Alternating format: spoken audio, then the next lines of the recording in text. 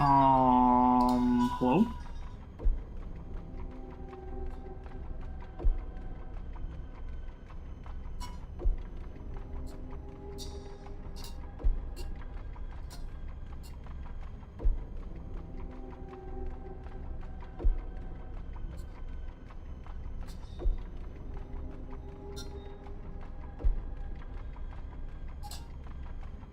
Why does it tell me that I'm not live on YouTube when I am? Maybe I just have to refresh it. I don't know why it's doing that. Wait. I don't know why it's doing... I don't know why there was audio for that either, but I guess we're live now. Cool. Alright. We're starting off with a distortion, because I actually got a distortion before starting, you know? So we're gonna do that. Where's my water? Here it is.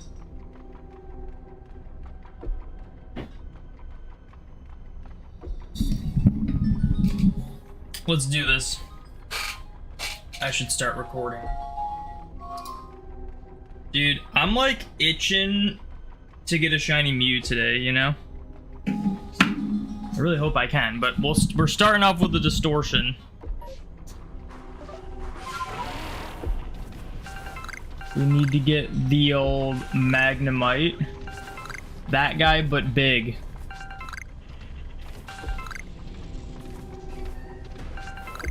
Lots of items. Lots of items. What's up, William? Welcome in. I can't believe I haven't gotten an Alpha Magnemite yet. Ridiculous.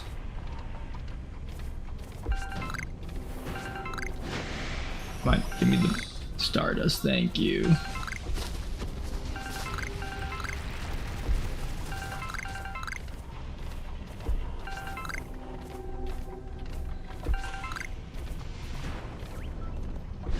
I have been seeing Magnezone more often than I want to be seeing Magnezone, if I'm being honest.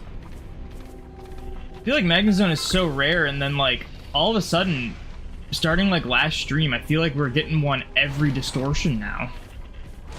Okay, let me do the border check.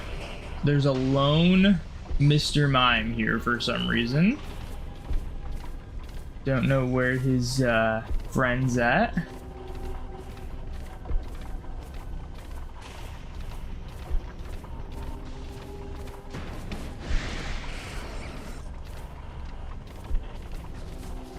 Did I already get all the items? I feel like I may have.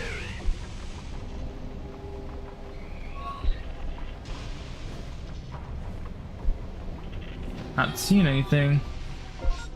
All right. That was quick. What's up, Isaac? Welcome in. Item storage. Sweet.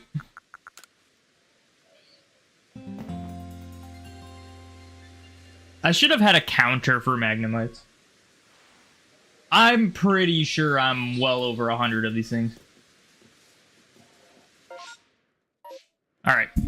Time to do some shiny hunting.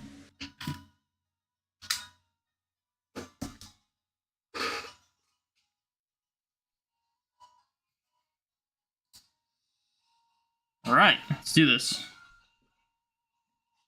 Need my Bidoof counter up, though, so I can count for the Bidoofs, believe it or not. Dude, I can't believe I'm over 10,000 on Bidoof. I totally just added to some... No, I added to none of the counters, okay. Did not have any of the counters selected.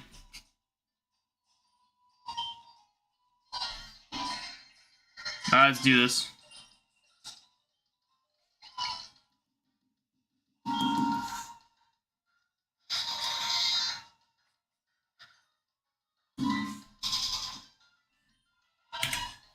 Really hoping for a shiny Mew soon. 13,000, man. I honestly don't know how many we get in a stream. I would like to say we might get to 14,000. I don't think that's gonna happen. I think we usually get around like 400 in a stream.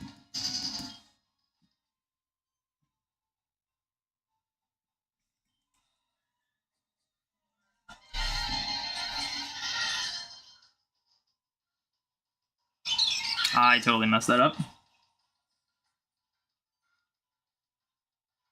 Off to a great start on the Mew, you know? Messed up like 3 times already.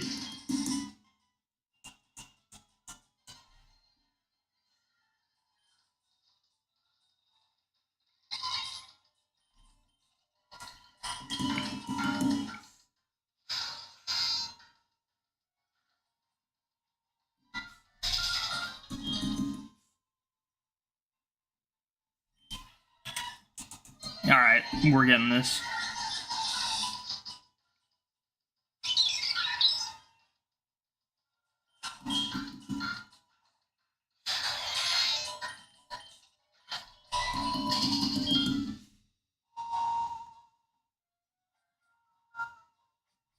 There comes a time when you get far enough into a hunt where it doesn't feel possible to get the shiny. It's starting to feel like that. But at the same time, when that does happen, it's even crazier when the shiny shows up. Should you finish your first... should you do your first Nuzlocke? If so, what game should you do on 2DS? I don't know. If you have Virtual Console, I'd say probably one of those. Actually, I guess it doesn't really matter. I feel like X and Y would be a pretty good one. I was gonna say, like, Nuzlocke's really only got, like, changed once they started doing overworld shiny... or overworld encounters. Not shinies. Like, I know Nuzlocking in Scarlet and Violet is, like, ridiculously weird because of just how it works. What's up, Screamoo? How did you get Mew? There's a set of glitches you can do that, like, unlocks the event for you. Yeah, Safari Week's last week of June. June 21st through the 30th.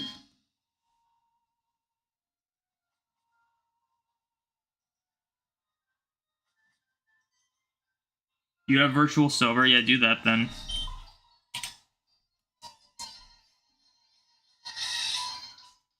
Yeah, it's once you get to the Switch era where it's, like, weird to do, Nuzlocks. Can you do it in emulator? Yeah, you can.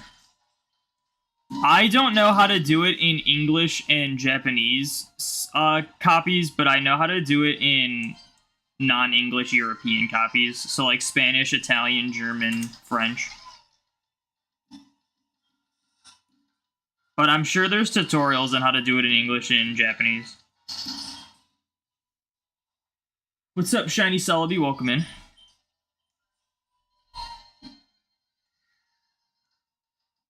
Also, anyone who's in YouTube, you guys are asking me when Safari Week's taking place. I made a post on YouTube saying when Safari Week takes place. I think. Did I not? Oh gosh, I just got an email from Twitch that says subscriptions are changing their prices. Oh, now it's $5.99 USD. Yikes. Did I not just make a post on YouTube about when Safari Week was? Or did I not say? I actually might have not said. No, I'm kind of curious. Oh no, I did say. Yeah, so anyone who's on YouTube who's asking when Safari Week is, like, come on, guys. I literally just made a post about it on my YouTube channel. Yeah, you can make posts on YouTube. Now, I will give you guys the benefit of the doubt. You can only view posts from channels you're subscribed to if you are on the phone version or the desktop version. For me personally, I mainly use my iPad to watch YouTube, so I rarely see posts. But I'm willing to bet most people probably use their phones.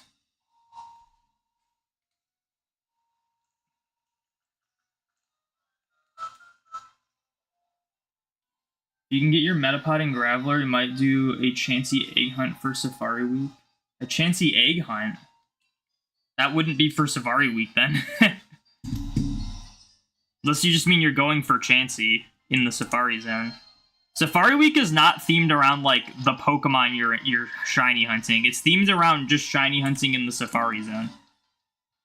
So if you're not shiny hunting in the Safari Zone, that wouldn't really matter for Safari Week, you know? Like, it wouldn't really be Safari Week.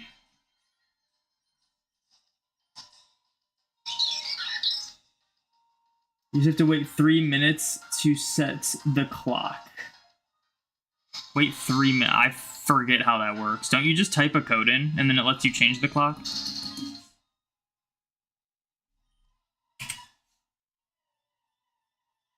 You're a tablet user? Yeah. Yeah, I don't know why they don't have them on tablets. Like, if they're gonna have them on, like, the mobile version of, like, the phones and then also the desktop version, I don't know why they wouldn't put it on tablets.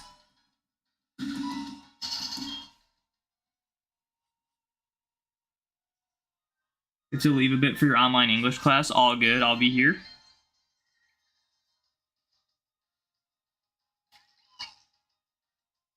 It's in the spirit. I disagree. I think if you're not shiny hunting in the Safari Zone, you're not participating in Safari Week. I think if you're gonna do an Egg Chansey hunt, you should have done that for Egg Month. That's what a lot of people hunt for Egg Month.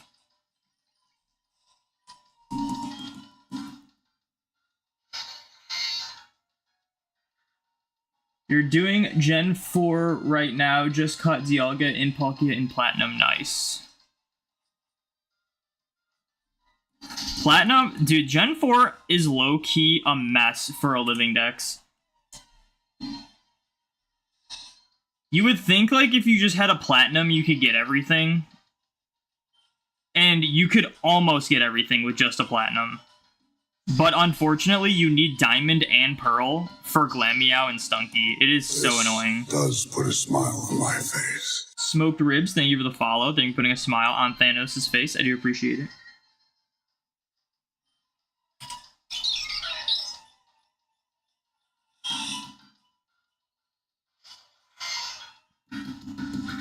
I'd say if you're too worried about failing shinies for Safari Week, then just know that everyone else is failing shinies. It makes it feel a lot better. It's different when you fail a shiny when it's, like, not during Safari Week, but when it's during Safari Week, you know, like, literally everyone's doing it. What's up, Broy? Welcome in. I'm doing pretty good. Mischievous, Murkrow, and the other fossil. Yeah, but for the way I did my Living Dex, I got those ones from Gen 2. So it's a little different, I guess. But yeah, you're right. But the fossil you can get with one Platinum. The fossils, you just have to have 2 different save files. Because it just depends on your ID. Got Farfetch'd and Rhyhorn for Egg Month, but you have a bunch more to do, so you're coming up with reasons to do more than just Egg Hunt. Than just Egg Month. Yeah, but you shouldn't market yourself as saying you're participating in Safari Week, then. Plus, there's some, like, crazy things you can get for Safari Week. Are you doing only Gen 1, or are you doing, like, the entirety of Gen 3? Because if you're doing the entirety of Gen 3, there's, like, a lot of stuff that's exclusive to Safari Zones in Emerald.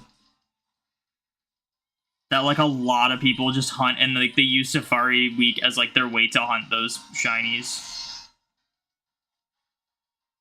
When is Egg Month? It's, a very long time from now.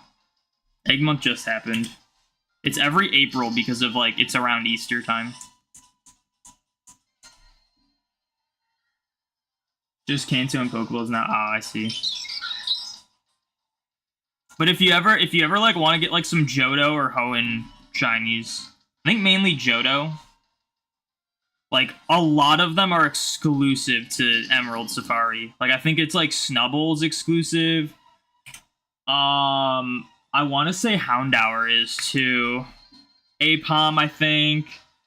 Gligar. Mill Tank. It's a lot of Johto stuff.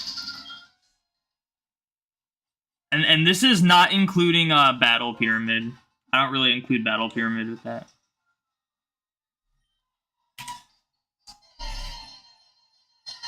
When is Safari Week? It is June 21st through the 30th.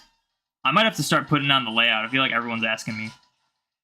I am not the one who decided on the date, by the way.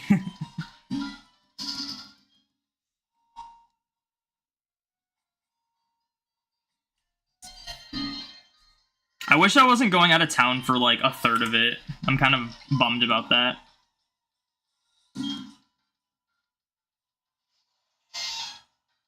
What hunt's on the left? It's Bidoof. You see these two plushies that are on, like, behind all the systems? Those are the two targets. If I was not going for Bidoof, there would not be a Bidoof plush right there.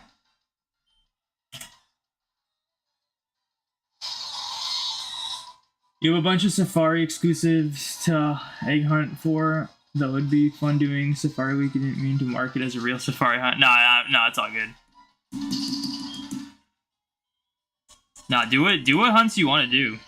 You don't have to participate in Safari Week. No one ever has to. But I would encourage it, because as scary as it is, as it sounds, it's still really fun. Yes, you'll fail a shiny you really want and you'll cry yourself to sleep at night, but it's like, overall, it's fun. Especially if you have multiple systems, because you can just fly through encounters. Like, I'm going to be running 6, if it works out, maybe 7 systems this year. And even with, like, the 6 systems I use, we'll literally get, like, thousands of encounters in a stream. Like, thousands. Where it'll be like every stream will be very likely to at least see a shiny. Do I have a plush of all the Pokemon? No. I don't think anyone does.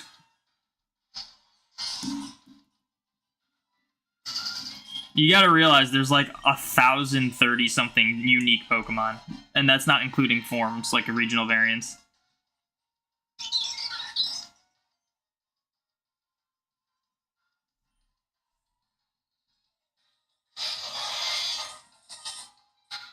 You have previously unlocked a Venomoth. I haven't even seen a Venomoth. The rarest thing I've seen in the Safari Zone was Parasect.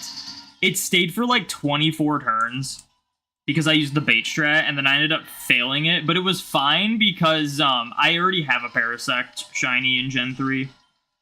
Shiny Paras is extremely easy to hunt in Gen 3 because if you go to Mount Moon, it's 100% on the floor down. So it's like extremely easy to hunt in Gen 3. So like, it would have been cool to catch. It would have been cool to have like a 5% shiny Parasect from the Safari Zone, but it wasn't like a big deal. So it's still like exciting and fun. You're gonna choose Totodile as your starter in your Nuzlocke. Is that good? I'm not sure how it performs in Gen 2, but I know in Gen 4 you can beat the entirety of the game with just a Feraligatr, so I would assume it's still like the best in Gen 2. But it doesn't get as like much as it doesn't get as much variety in its move pool as it does in Gen 4, but that's every Pokemon. Do you have any idea on where you'd most likely find old Pokemon games in the US in-person stores? I mean, in-person stores, like, you gotta go to, like, gaming and collectible shops, essentially, and you will not get good deals on them, I'm pretty sure. The best way to get, like, good deals on games and stuff is to, I guess, try thrift stores, but that's really unlikely, and then try, like, garage sales.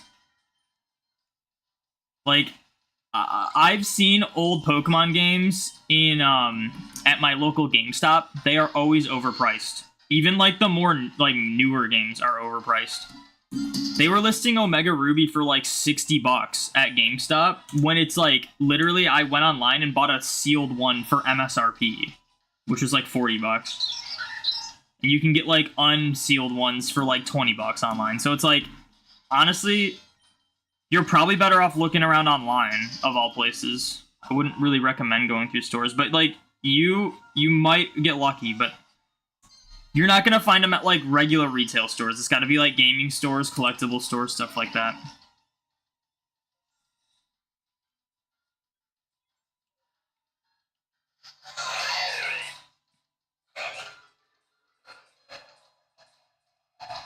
Retro game store or Facebook Marketplace. Facebook Marketplace, dude.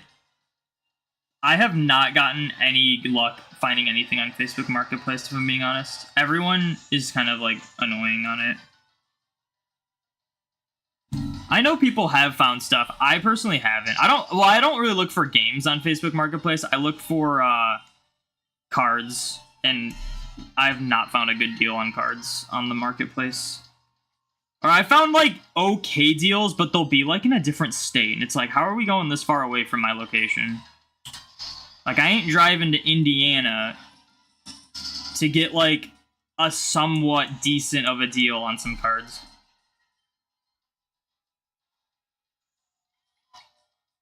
Best ways to move to Europe, you got Pokemon Blue, Gold, Ruby, Red, Fire Red, Leaf Green for free in garage sales. Well, free is crazy, but that happens in US garage sales too. That's why I'm saying go to garage sales.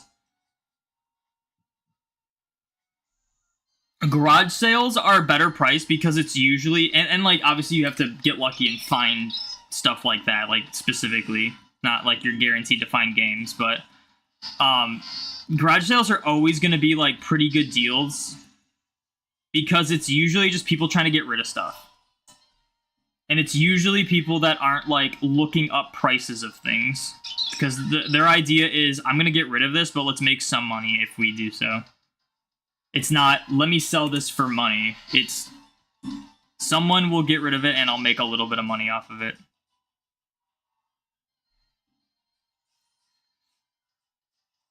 You went to a retro store recently? I don't have any retro stores in my area. I don't even have like any like card shops in my area. The closest like card shop for me is like a 15-minute drive. And then like other card shops are like 20+ minute drives. So like if I want to go to like a card shop, it's got to be like a planned thing. It's not just like a, oh, let me just run to the store really quick. And then I don't know if there's any retro game stores in my area. I wouldn't know.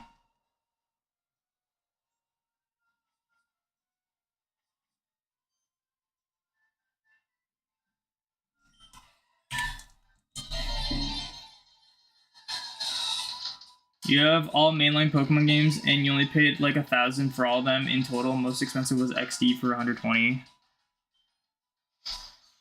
I have all the mainline games. I'm trying to think of how much it would have cost me for all of them. I'll just say one of each, because I have multiples of some. But my cheapest Leaf Green was like $30. So $30. Fire Red I think was also $30. Leaf Green might have been 35. So what, 65 for both of them. My Heart Gold and Soul Silver were like 15 each. My Platinum was like 10. My Black 2 was like 38, I think. My XD was like 30 something. Alpha Sapphire I think I got for like Christmas one year. So that, I guess that was free. Omega Ruby was 40. Ruby was free. My brother's friend just gave it to me. Sapphire I think was like $40-ish. Emerald was like I think 60.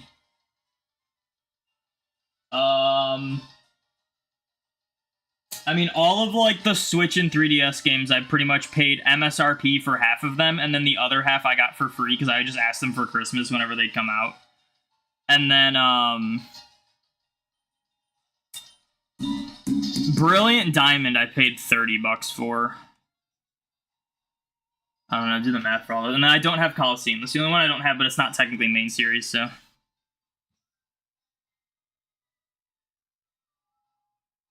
Guess you saw Coliseum priced for $220. And a special edition Coliseum with Jirachi for 290 items nowadays. Pretty hefty in price. The thing is, the Coliseum bonus disc is not Coliseum. That's a different thing. Mimic You Supremacy, thank you for the follow. Thank you for putting a smile on Thanos' face. I do appreciate it. You have a German Fire Red edition, but your Game Boy Advance is broken. Unfortunate. I think you can still get Game Boy Advances for pretty cheap, but if not, DS Lites are probably the cheapest option for like things that can play Game Boy games.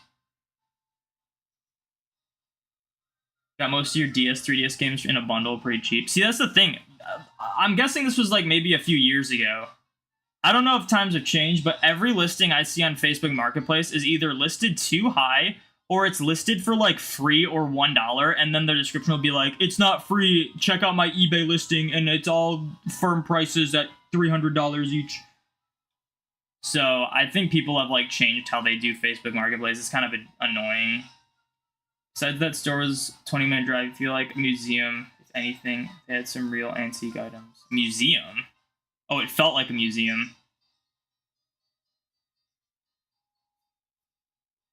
Does the Nuzlocke begin when you get Pokeballs? The Nuzlocke begins when you get your starter. But in terms of catching, yes. Like if you want to catch like a wild Pokemon, you can't just like go. You can't just avoid. Like you can't just encounter like a Pidgey or something on Route 1 and then be like, oh, well, that was my encounter for, no, you have to wait till you get Pokeballs before you start catching stuff. But if your starter dies, you have to restart if you don't have any other Pokemon. I was like, what's going on? I need to put my Switch in the dock because that helps. Believe it or not, that does indeed help.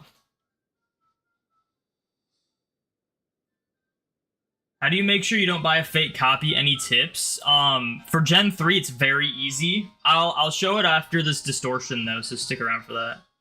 Because I can't show it on camera right now. What's up, Mike Breaks? Welcome in.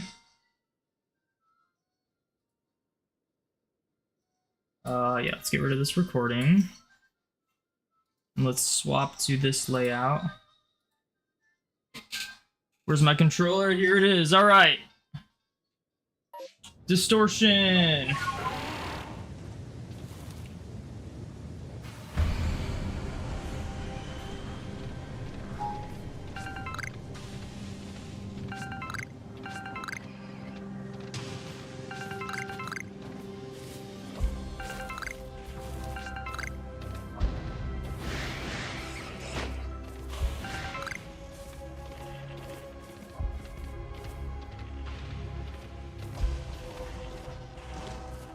So, like, where are the Magnemites at?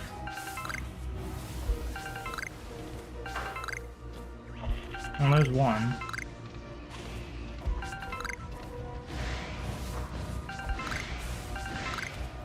That's a really small Eevee.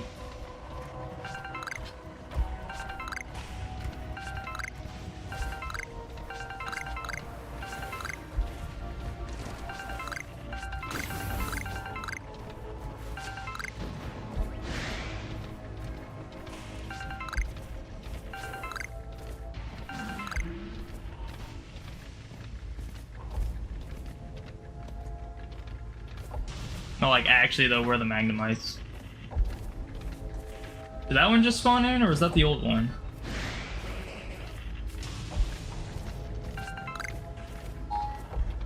Oh, okay, that was two. Where am I gonna get the third one, though? I feel like these are in a weird spot. Like, over here, maybe?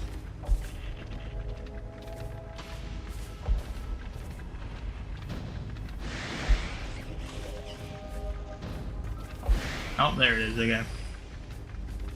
That's weird. It's always weird when they, like, don't spawn right away.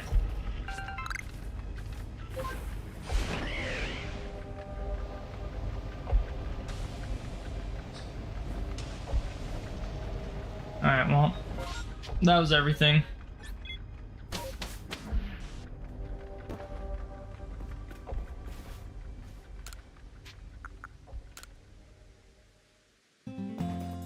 The worst listing you think you saw was the listing at $1 in the description. It was see the price on the price charting, and that is the price.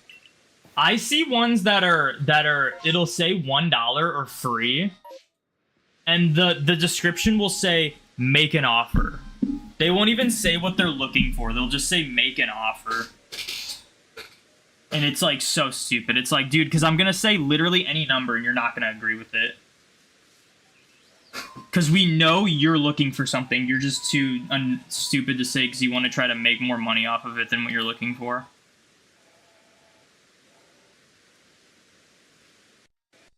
That's what I see for like most listings, honestly, on the marketplace.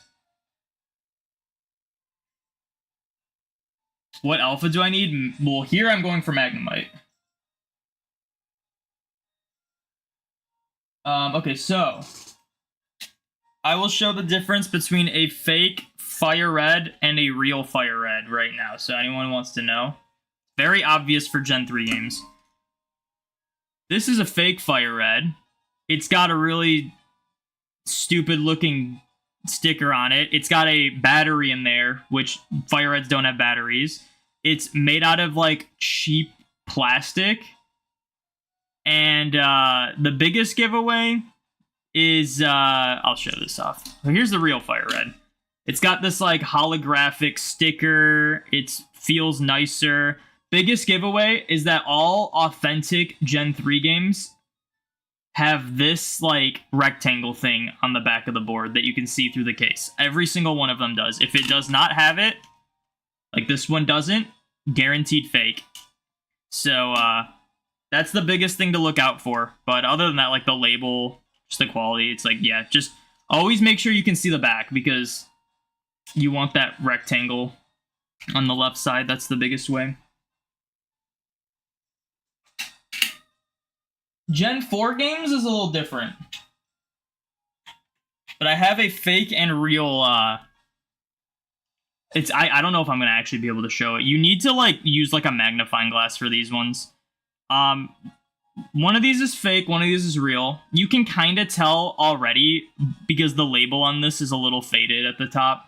This one is the fake one, I'm pretty sure, yes. Not only does the real ones feel more, like, higher quality, which is the reason why I bought this copy thinking it was fake. I bought it for like $10 thinking it was fake. Also, I should have my switch out here in case I need to see if there's distortion.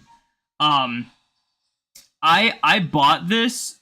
This is the fake one. I bought this for $10 thinking it was fake. Like I was like, I'm buying this thinking it's fake. I just want a cheap copy of Platinum. It turns out it was real because when I bought more fake copies of Platinum, I realized that they felt a lot cheaper. I was like, why do these feel a lot cheaper than this one? And then I looked up how to check if they're fake, and this one passed every authentic test. Big one for Gen 4 is I will not be able to show it on this camera, but the bottom square of the Nintendo, like the DS logo, in the inside is like off angle a little bit. Like it's a little tilted. On fake ones, it's perfectly straight, which is weird. You would think it'd be reversed, but it's not. So if you have like some sort of magnifying glass, look at the bottom O of the Nintendo DS logo, the bottom square. And if it's got like a little tilt on the bottom square, it's like guaranteed authentic pretty much. Another way to tell, this is a big giveaway. This isn't for every cartridge. But most fake cartridges, and you can't even really see it here. Let me see if I can just zoom in. Yeah, it's like gonna be... Okay, so most fake cartridges have a 13 right here on the green part. Authentics usually don't have 13. Actually, I don't think they ever have 13. This one says D1. Sometimes fakes don't have 13, but another way to tell... And it's also very hard to see because of the lighting here.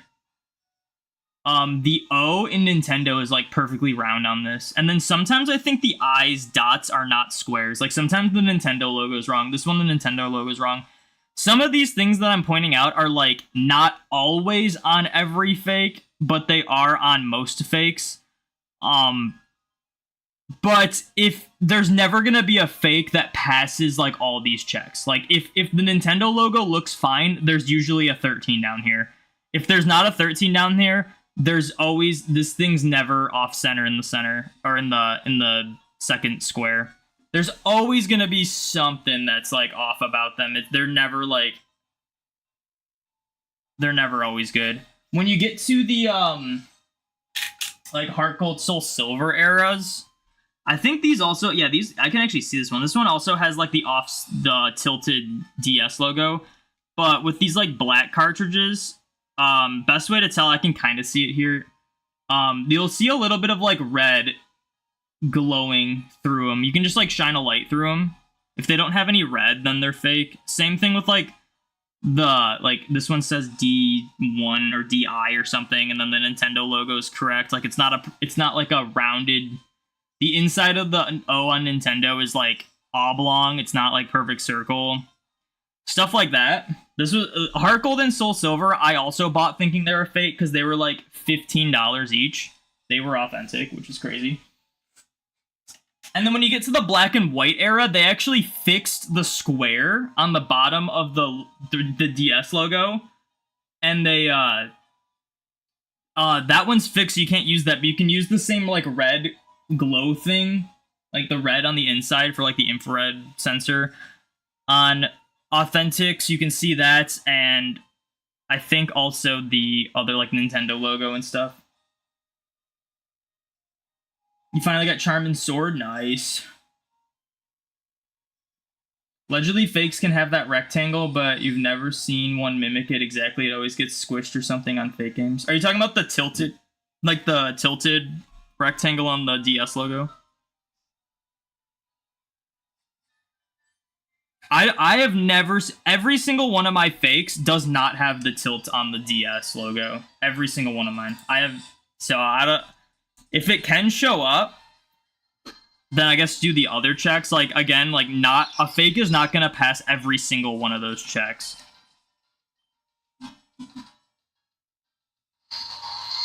Do you know if fake Ruby Sapphires can redeem Jirachi for the bonus sticks, or depend on the fake? I don't know. Fakes in Gen 3s are very unstable.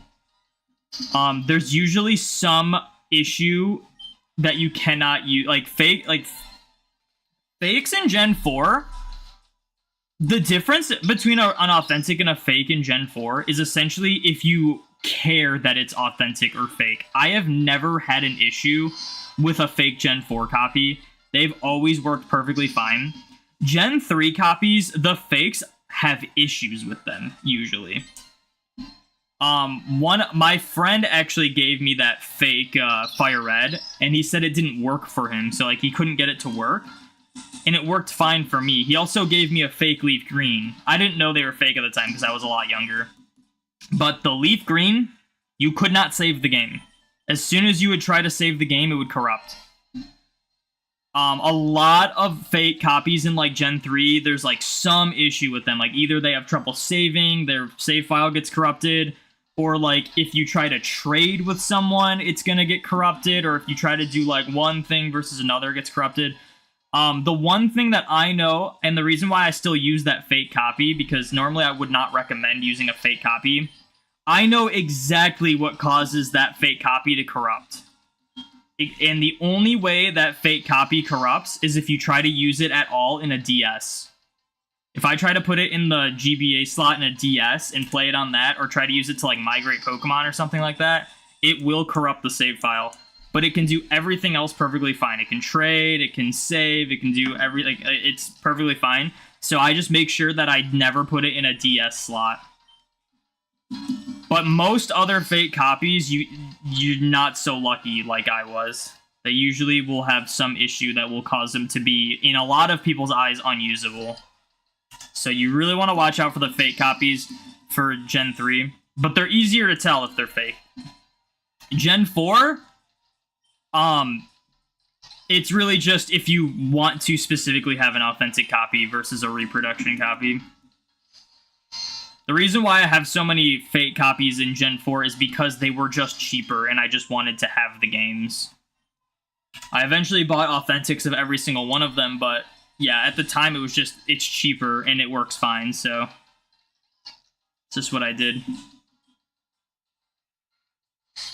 So I don't know if like a fake ruby and sapphire can connect to a bonus disc. I would assume some can and some can't, but you won't know until you try.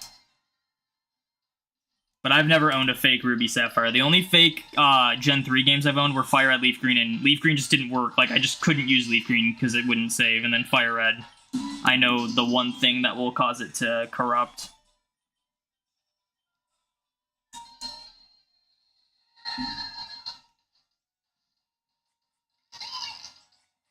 So I guess if you have a fake copy of Ruby Sapphire and you have a bonus disc and you want to try it, make sure there's just nothing important on your Ruby Sapphire and then try it. It's the best way to test things. Just like make sure you don't have anything important on your save file before you like try stuff.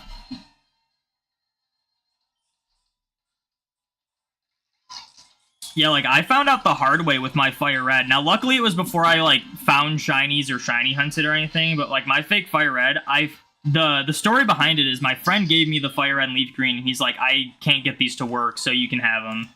And I was like, okay, cool. And Leaf Green didn't work for me, so I threw it out, because I was like, it doesn't work at all, like, you just throw it out. And then Fire Red worked for me, and I was like, that's weird that Fire Red is working fine for me, but he couldn't get it to work. And then eventually I like played through Fire Red, I caught Pokemon, I wanted to send them into like my Platinum copy, I wanted to migrate. And as soon as I tried to migrate, the option didn't show up to migrate from Fire Red, which I was like, that's weird. And then when I loaded up Fire Red again, it told me the save file got corrupted. And that's when I figured out. And the only reason I probably figured this out too is because of my friend. My friend didn't have a Game Boy Advance. I had a Game Boy Advance, so my friend only used a DS to play Game Boy games. And he said it didn't work for him ever. And as soon as I put it in a DS, it didn't work for me. And I normally played on my Game Boy Advance, so I was like, that's gotta be it. So I got really lucky, like, being able to figure that out. But, like, there's fake copies, like, you can't even trade. And if you can't trade with a fake copy, they're kind of useless if you're a shiny hunter, because that means any Pokemon you get on that copy is just locked into that copy forever. There's no way to get those Pokemon out. Luckily for me, I can trade with my fake copy of Fire Red, so anytime I find a shiny on it or whatever, I'll trade it off to my main save file, my main Leaf Green, where I keep all my shinies. And if I ever need to migrate Pokemon, I just, like... Now it's not a big deal, but at the time, when that was my only copy of Fire Red, I first had to trade every single Pokemon over to my Ruby copy before I could migrate them. So it used to be rough, but now I just have other copies of like Fire Red, Leaf Green that are authentic. So I can just send them up from those ones. I just catch Pokemon on those copies. Like, I really only use that fake Fire Red now for shiny hunting.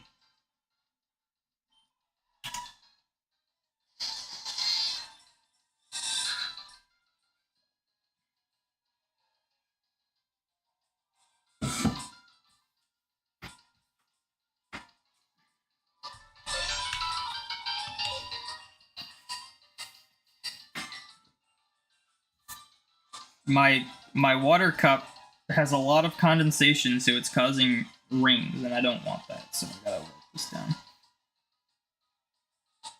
Jeez, there's actually like a lot of water on this. Alright, that's probably fine. Think you bought fake games on Alibaba, but someday you might try to get all of them legitimate. Yeah, that was me. It was like, I started with this Pearl, essentially. At first, I was, like, totally content. I was like, yeah, these games work fine. It's whatever. I still own them. It's fine. But I really wanted specifically an authentic Pearl. So I bought this one. And then after that, I was just like, well, I might as well just buy, like, every one I don't have authentic as an authentic. Because I already had authentic Fire Red, Leaf Green, so, like, that didn't matter. It was really just, like, Diamond. And then any game I didn't just have, like, Omega Ruby. I do still want to buy Coliseum one day, but it's tough for me to want to drop that kind of money on a Pokemon game. I know I'm not going to play that often.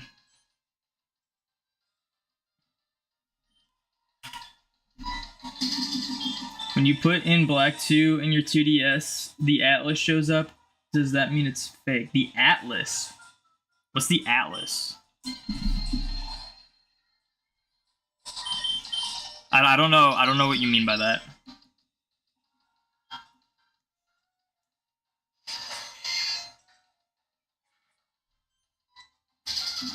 How long does shiny hunting take on average? I could not tell you. Depends on how many encounters you can get in how much time. Depends on the odds of the shiny. For when I typically shiny hunt, like a lot more often now, I've been hunting like slower than normal. Like I've been doing these like more slow hunts. But when I hunt, like my typical shiny hunting setup is 4 copies of Fire Red Leaf Green, and I can typically get like in an hour, I think like 1,200 encounters. So like I guess average for odds would be like 6 hours for a shiny, maybe. But like, you know, sometimes you get really lucky, sometimes you get really unlucky. Like I've had hunts go like 5 minutes. I've had hunts go months.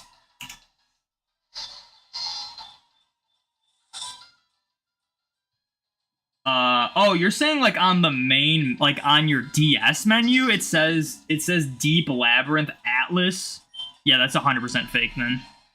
That sounds like an R4 card. I think the Gen 5 like fake copies are just like flash cards. Yeah, I'm guessing it has like an SD card, a micro SD sticking out of it, doesn't it? Cause my R4 card says like Bomberman something when I put it in.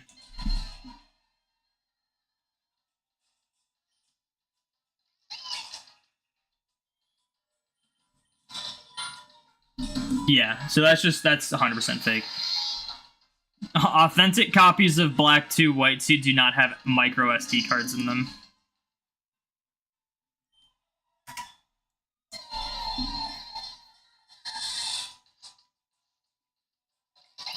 But what I would say, if you can figure out how to like reprogram that cart to make it like an actual flash cart, I feel like that'd be like well worth it.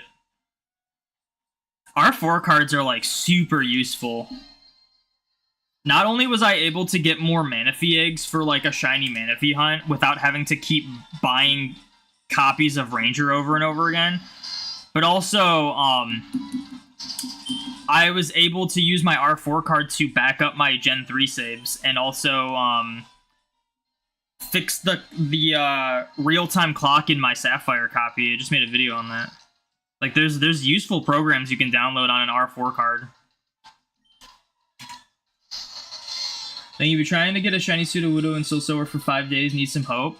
Are you keeping track of your encounters?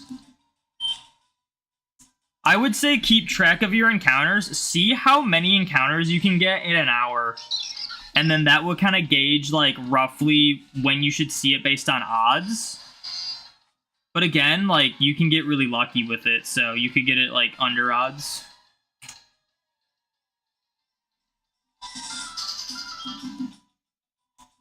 I think, technically speaking, you're more likely to find a shiny under odds than over odds. I don't think it's, like, much more likely, but it's more likely.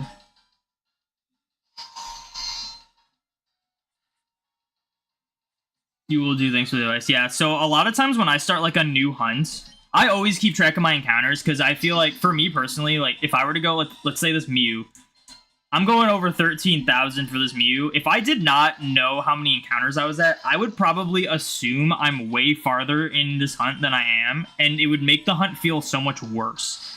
Like, if I'm 13k in, like, this has been kind of a long process. If I was not keeping track, I'd probably assume I was easily over 20k, and that would make it feel worse. But, yeah, when I start new hunts, I usually just kind of, like, time myself for an hour. Like, for me, I record it. So, like, OBS, like, there's a timer for how long I've been recording for.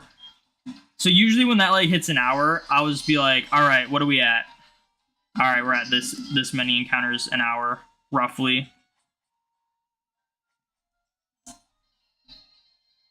But there's some 1 in 8, 1/9 hunts that, like, are usually just fast hunts. Like, it really just depends on, like, what you're doing to hunt the Pokemon. Like, if you do Abra Game Corner in Leaf Green, that one, it should not take you very long to find a shiny.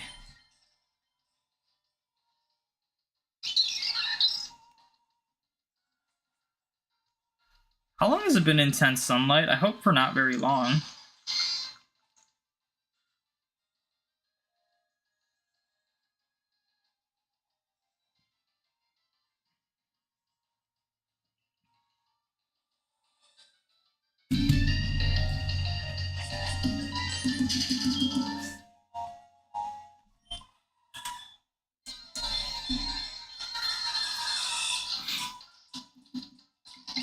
Prime example of, like, timing myself for, like, an hour kind of gauges how, like, long the hunt might take.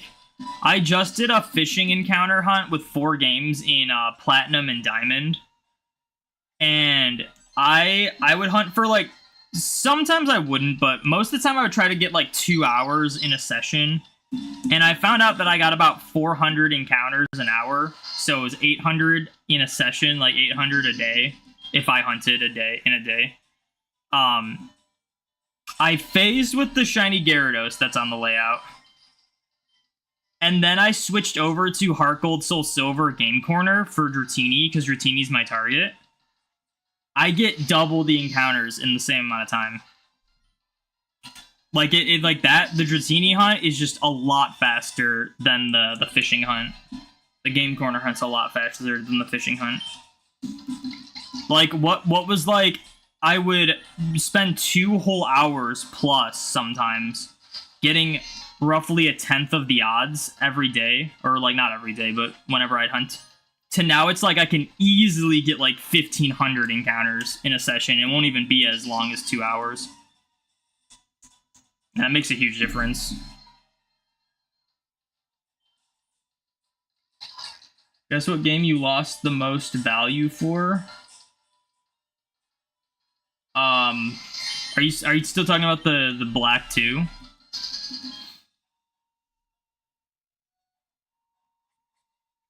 Yeah, you're just at the Sudowoodo tree resetting your game. Yeah, I mean, another like big advice. I think a lot of people don't realize this. Is this like your first like full odd shiny hunt or just first shiny hunt? One thing that people don't realize, like people that either are getting into shiny hunting or are used to just like methods in later games, a lot of people don't realize that most of the time when you're shiny hunting full odds, that is not the thing you're doing. Like people will be like, oh, they're wasting so much time, like just doing resets for hours upon hours upon hours trying to find a shiny. What we do is we do something else while we are like going for the shiny. A lot of times it's like watching movies, TV shows, and whatnot. Like everyone's got like downtime. Like there's a lot of people who will have downtime and just like watch stuff on TV or watch shows or movies or whatnot. When we're doing that, we're also just doing resets or doing encounters. It's not something that's like the main thing we're putting our time into. It's just a side thing we do while doing something else, because you don't have to put much thought into shiny hunting. Like, let's say you're Sudowoodo, you essentially just, like... Let's say you're, like, watching a movie or something. All you're doing is, like, hitting A few times. And then you look down to see if there's a little sparkle, or your Sudowoodo's green instead of brown. And then you hit a button combination. Like, it's low effort. So if anyone's, like, getting into shiny hunting or getting into full odds hunting, just, like, don't make it the main thing you're doing, because you'll get bored really fast.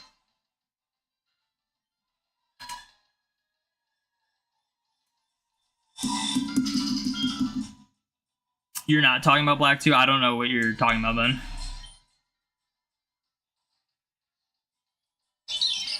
I don't know what you mean by the game you lost the most value, and I don't know what you mean by that.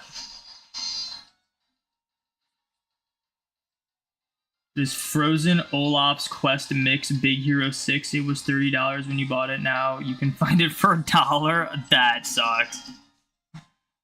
That happened to me with Pearl, man. I bought this authentic pearl in box for like it was like $81. Now, like, pearls at the time went for like $70-ish. I spent the extra $10 to make sure it was in good condition and in box with like all the manuals and stuff.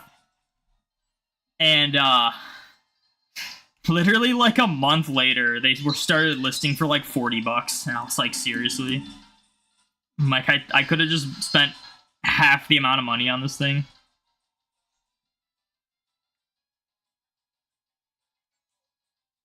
That's like the only time I've gotten like burned by like game prices fluctuating though. I feel like most of the time, in terms of like video games, most of the time if I didn't keep the game, I'm usually not spending like a ton and they're not going down in price, or they did go down in price. And that's when I bought them.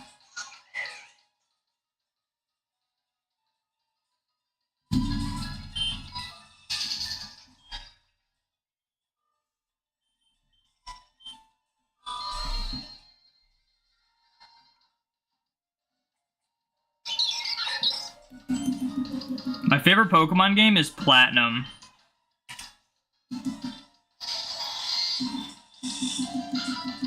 My favorite games to shiny hunt in are Fire Red, Leaf Green, though. So, even though I say my favorite game's Platinum, you guys probably see me playing Fire Red, Leaf Green more often. I am in a Distortion. It has not started yet, though. I saw the text that said a Distortion's forming, and I flew over to Distortion. Now we just wait for the timer to start.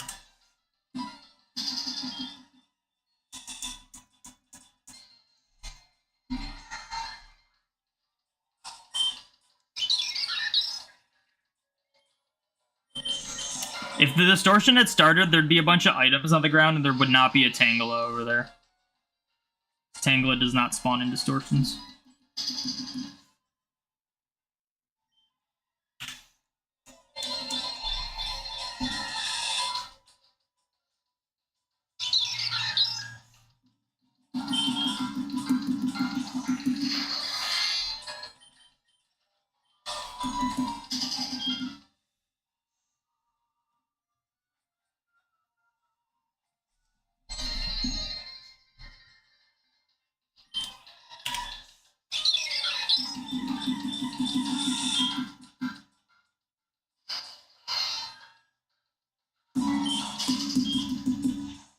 Man, I really hope I get this shiny Mew soon. I really want to get this Mew before Safari Week. Which I still have like 3 weeks for, but still, like if I go like over 20k, 30k, like, I don't know if it's gonna happen.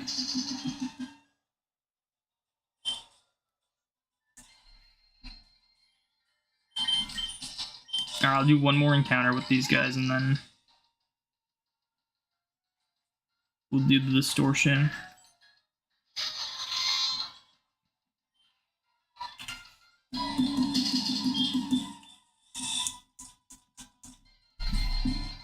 Speaking of not anything I said, I need to interact with my buddy in Pokemon Go.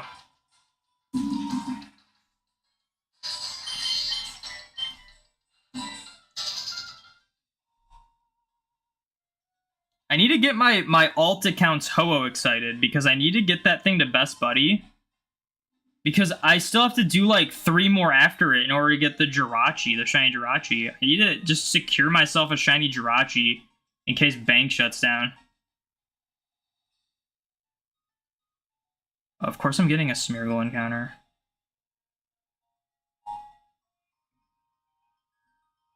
There's a couple cutie flies here too. Let's see if the cutie flies are shiny.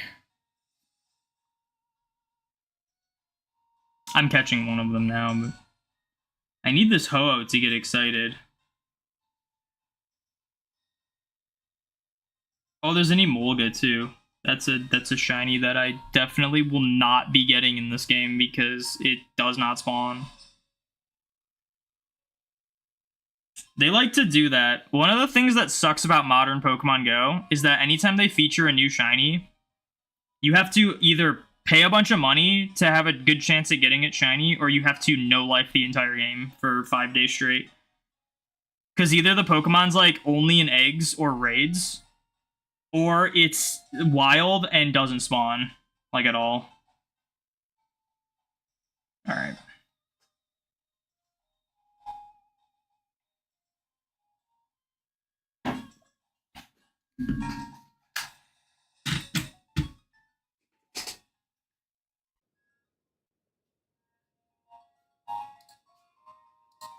One of these days, I'm gonna hit stop streaming when I'm trying to like stop my recording. I'm just gonna like miss it. I know it's gonna happen. All right, can I get this? Oh, the Ho-Oh has become excited. Nice. Why does it get a gift after it becomes excited? That would have been so much more useful if I got this gift earlier today. It's also a good way to get it back to being excited if you like waited too long, but it's like now I have to like I'm trying to feed it to get the extra hearts, but I have to open that gift it brought me. Like that came at a terrible time. I did that to my like my Blaziken yesterday. My Blaziken, I was like struggling to get it excited, and then as soon as it got excited, it got a gift, and it's like seriously? Like that would have been useful an hour ago. All right.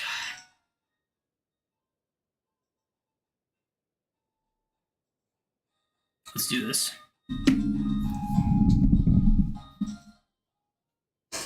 Ugh.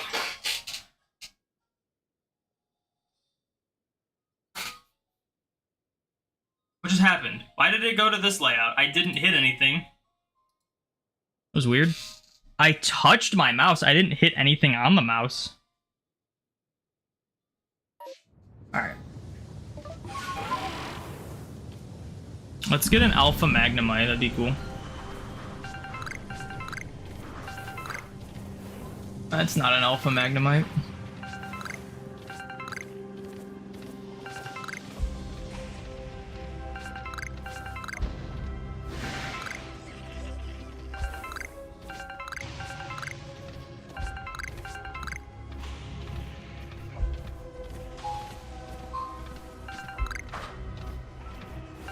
That is also not an Alpha Magnemite.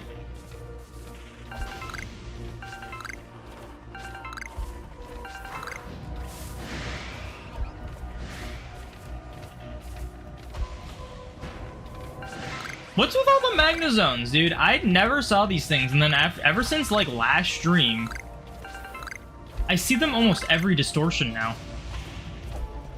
And I guarantee they have a higher chance of being Alpha than the Magnemite does. So I guarantee I'm gonna see another Alpha Magnezone before an Alpha Magnemite. They'll be like my third or fourth one.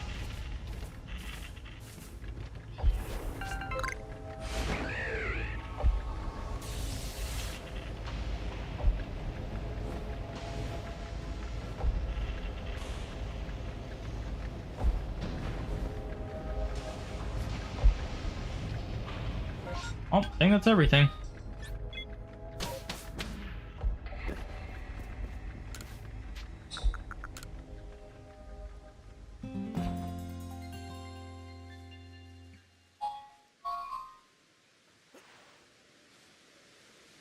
I do not need this phone to be charging.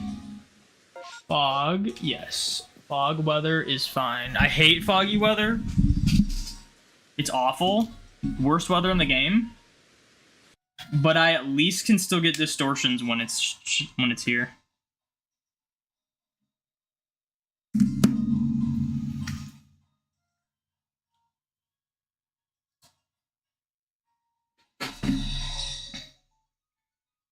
All right. Get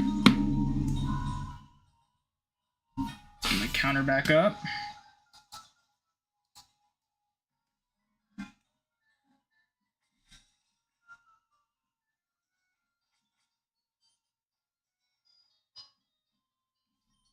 Whoops.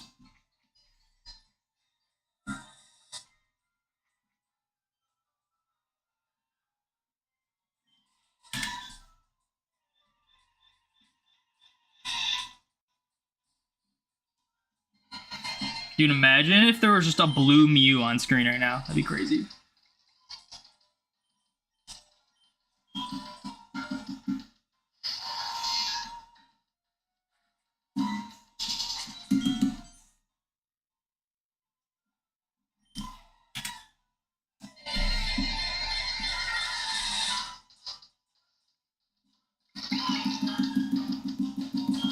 What is the weather out? I feel like it's kind of hot in here. It's 85 degrees out? Holy crap, dude. I was gonna say, I'm like, I should have got my mini fan. It's always so hot in this room.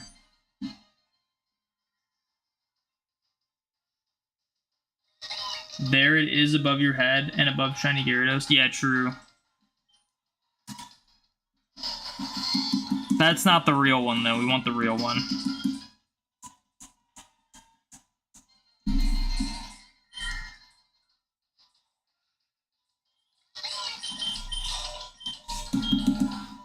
I'm like a little worried about Safari Week. It's usually so hot during Safari Week.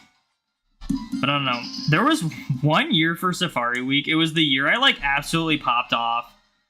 Our AC broke and it was like 90 degrees every day. And it's also really hot in this room. So I was like sweating so hard every day streaming Safari Week. But we were like also popping off with shinies.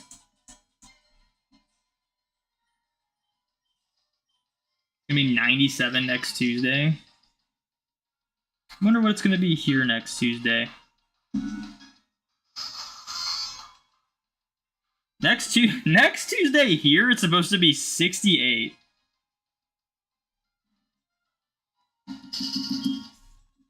Now, don't get me wrong. I don't want it to be super hot because it's very hot. But I would prefer like mid to upper 70s as opposed to 60s.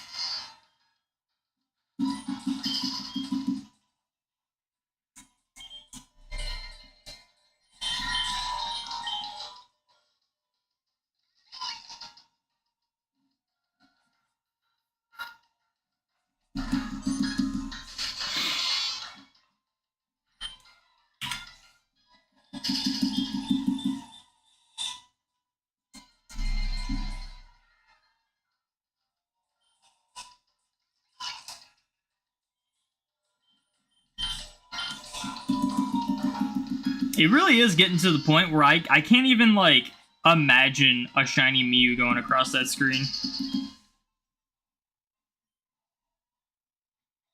Like, it's hard to believe it'll actually be blue at some point. But it'll be glorious when it is.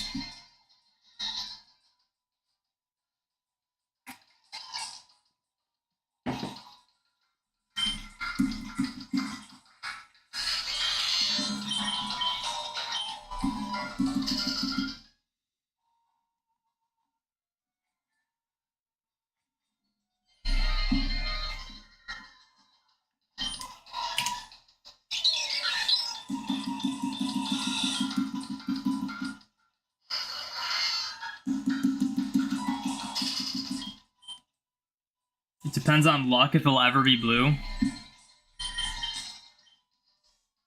It will at some point. It's not gonna just never be blue. It doesn't depend on luck if it's ever gonna be blue. It depends on luck when it will be blue.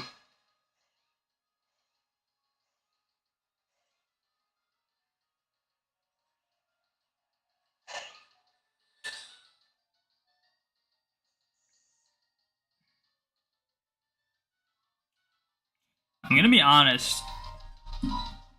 We're getting these distortions a little too quickly now. I would like some shiny hunting Mew time between the distortions. Now, I don't really want the distortions to take 40 minutes plus each time. But like a good like 20 minutes, it's not bad.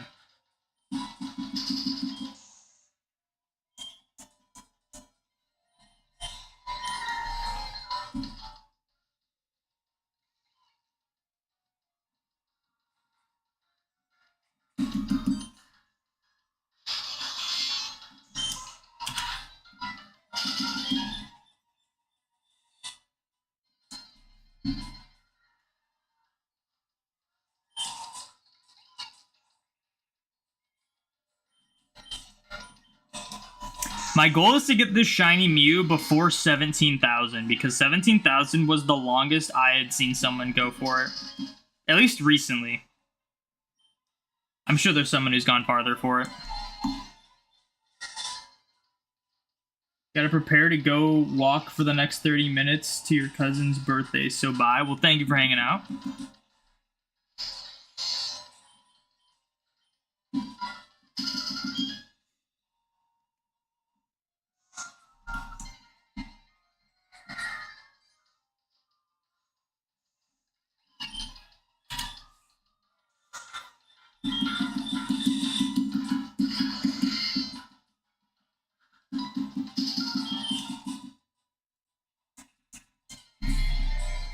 Maybe I'll record another battle video after this. Have, like, way later frames for when I hunt this thing. This has had the same battle video for, like, years. What's up, Sonia? Welcome in. Shiny hunting Mew, you get a shiny Mew the same way around 16,000. Alright, my goal is to get it before 16,000. It's not looking good. I think I'm going over 20k for it, if I'm being honest. Which sucks, because I keep going over 20k for, like, every other hunt I do.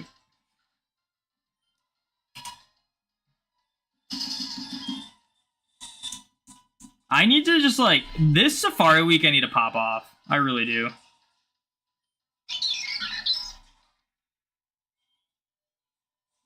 think I'm gonna mute these while I do the distortion. I'm gonna do one distortion where I don't leave the encounter.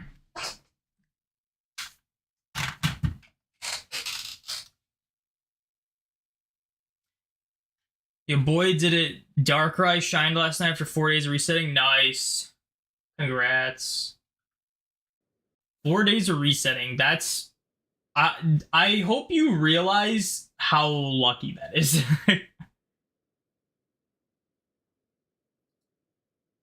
That is not the right layout. Alright, distortion again. Give me an Alpha Magnemite. I cannot wait till I'm done with this stupid Magnemite. It sucks how long it's been taking for one Magnemite to be Alpha when I have to do an entire Porygon line the same way.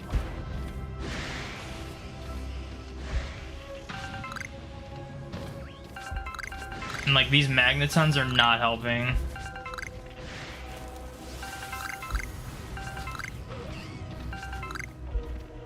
I pretty much have to do an entire Sneasel line, too. Oh, and I have to do an entire Cranidos line. I'm kind of more worried about the Porygon, though.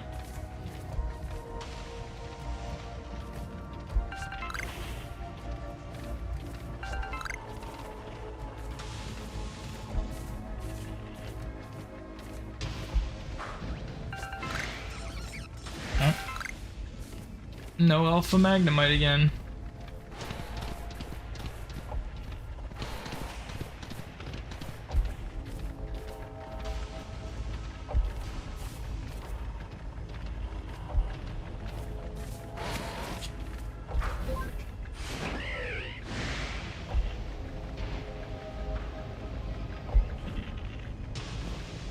Oh, those are beans. I thought that was a special item.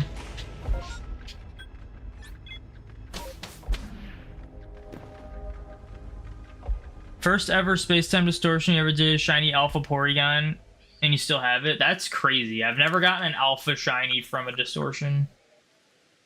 Not even like a regular one. Let alone a one of the rare ones.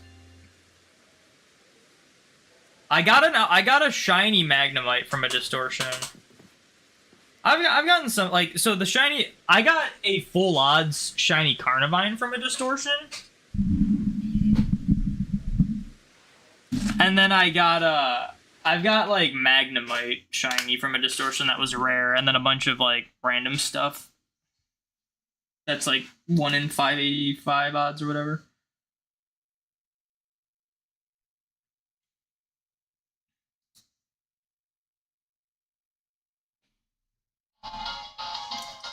Surely the alpha rate of Porygon is fairly high. See, like, I would like to believe that, but then at the same time, why wouldn't Magnemite be if Porygon is?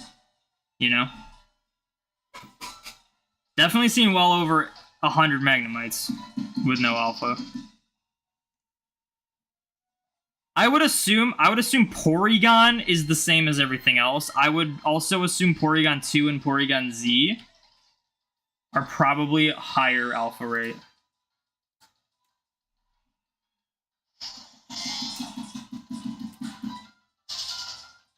What's up, Noe? Thank you for the shiny luck. It's now in Pokemon Scarlet and fully evolved. Nice. You give it the alpha mark. Well, I think it automatically has the alpha mark. You give it the jumbo mark.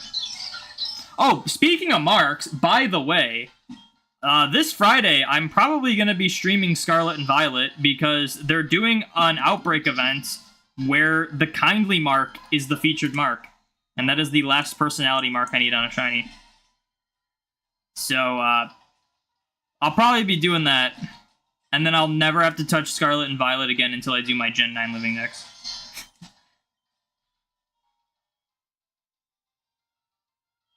You're gonna switch to watching this on Twitch? Nice. Yeah, I mean, it was only a matter of time before they featured the kindly mark. It feels like they're trying to cycle through every single personality mark, which I kind of disagree with. Like, it was cool to do it for, like, 1 or 2 marks, but it's like they're actually cycling through every single personality mark, and it really does feel like they just want nothing in Scarlet and Violet to be rare at all. Which I disagree with.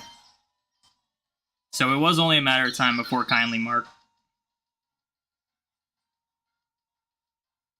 You're timed out on Twitch? How are you timed out on Twitch?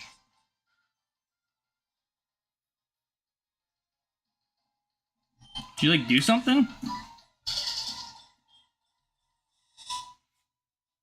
No, it has the alpha mark. Well, you can also get the jumbo mark for it if you just bring it to that size person in Mesagosa? Is that what it's called? Dude, it's been so long since I played Scarlet and Violet.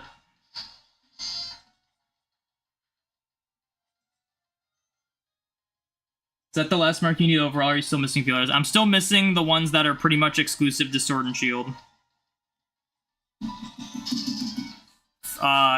One of them isn't, but I'm gonna hunt for it in Sword and Shield, because there's a hunt I plan to do in Sword and Shield, which I'll do after Mew. At this rate, probably after Safari Week. But, and then there'll be a solid chance I get that mark. If not, I'll do it in Scarlet and Violet. But, so I'll need Misty Mark, Dry Mark, and Curry Mark after Kindly Mark. Dry Mark and Curry Mark are exclusive to Sword and Shield. Misty Mark you can get in Kitakami. But I'm going to try to get it on a Milcery, or one of the phases for Milcery. So it actually came from a typo / autocorrect that said something not very nice, and you gotta get timed out for Twitch for a week? Really?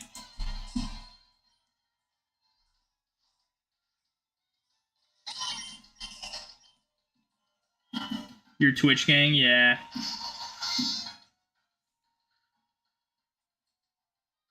I still think Twitch is the better streaming platform. There are days where I like the idea of only streaming on Twitch. The issue is, the reason I don't do that is because I have to, like, reset it up. Essentially, the way this site works is you put, like, your stream key in the site. Actually, I think I could technically...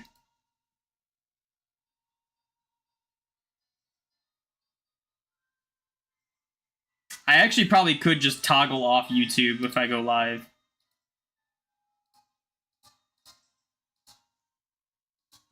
I don't know. As someone who streams and wants to, like, see growth on the streams... We're getting these distortions a little too quickly, honestly.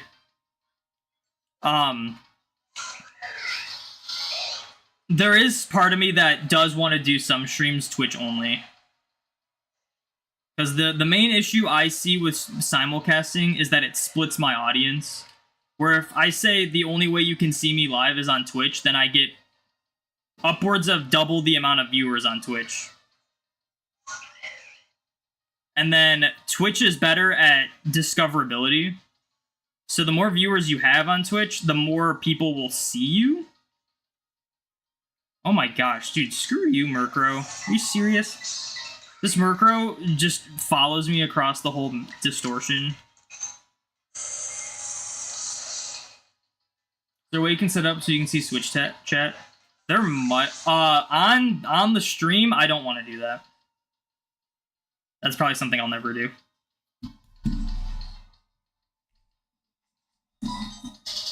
I think there's a way I can... There's... Brother, what is targeted? Is it another freaking Murkrow? This is so dumb. These things have, like... They see you from a mile away, and then they'll just pursue you until you kill them. Or they kill you. It's so annoying.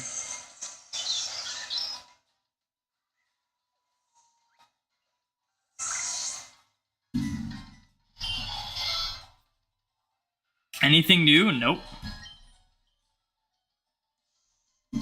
So there are ways I can like combine the Twitch and YouTube chat, but I tried it and it was like kind of weird and I didn't like it.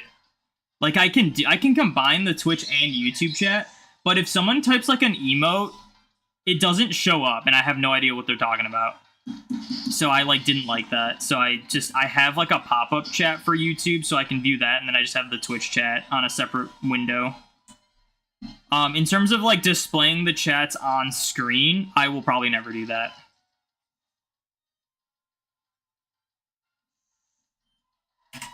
But that's just a personal thing. You're kind of new to Shiny Hunt. Why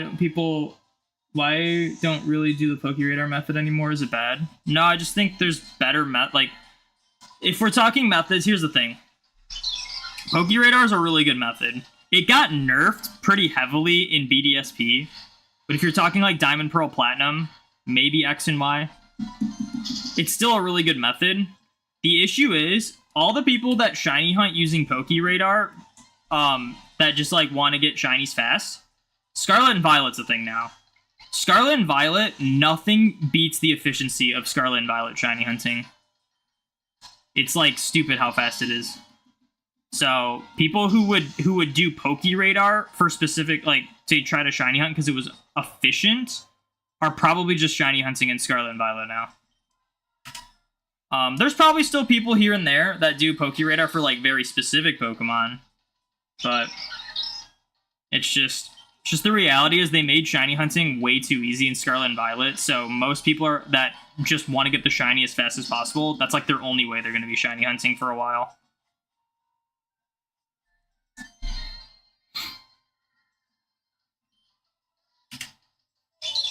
Twitch is better for the viewer, but the fact that YouTube can just keep the VOD forever is awesome.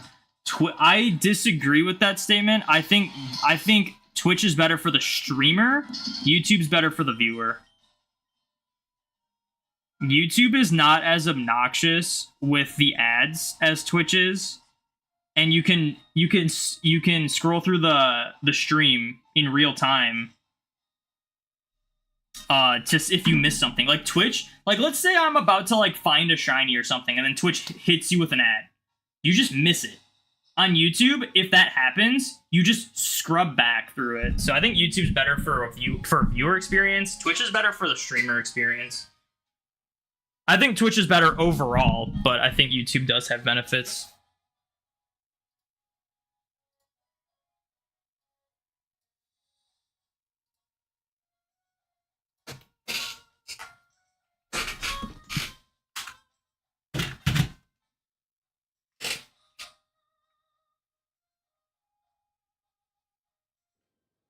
Like there's really times where like I'll be watching someone on Twitch and they'll be like talking about something, and it'll be like an interesting topic, and I'll get hit with like an ad break that's like 8 unskippable ads, and I'll just miss the entire conversation. It's like so annoying. But, like if you're like watching that on YouTube and something like that happens, you can at least just go back and hear what like was being said. Or like there was literally like recently I posted in a Twitch chat to like discussing something, and I got hit with like 8 30-second ads that I couldn't skip, so I couldn't even see if the streamer saw my message or like started talking about it or anything, and that was like really frustrating.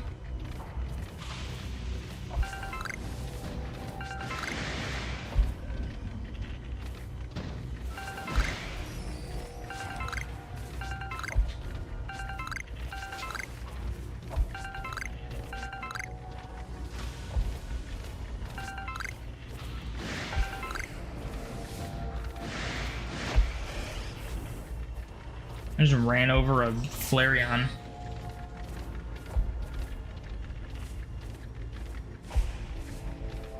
Did I get all the Magnemites already? There's one. There was a Magnet. Yeah. One of them's a Magneton.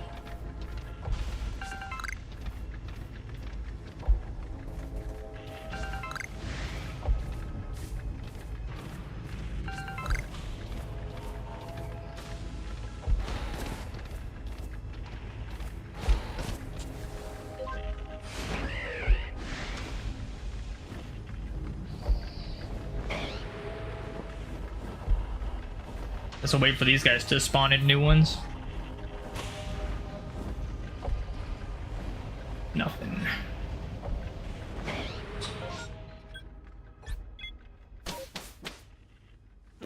You can't pog on YouTube. I mean, they could if I like made a YouTube emote that was like a pog. I feel like the PogChamp emote really died when they changed it though. I understand why they changed it, and I understand why they made it not a person, but I feel like it kind of ruined it. Like, I definitely think they needed to change it, but like, and it was obvious that they were gonna pick the Komodo dragon for it, or snake, I think it's a Komodo dragon, because it was the only one not associated with someone who could get canceled later on. But it just isn't, it isn't the same, you know? It's just not the same. Did I sleep? Okay, yeah, I did. Cool.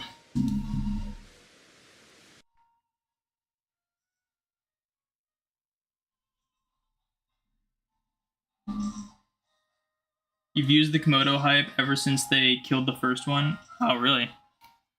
I didn't really use emotes too often in Twitch. I feel like I just don't see the PogChamp emote as much anymore as I did before.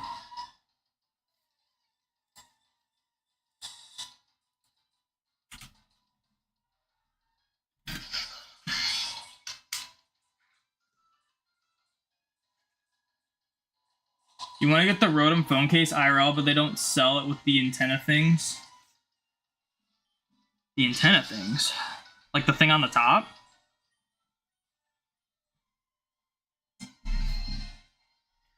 The linking cord is such a useful item and it needs to be brought back. It probably will be in Legends ZA.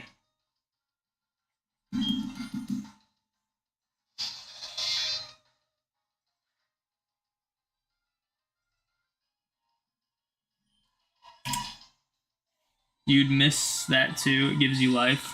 I don't even know what that one's called.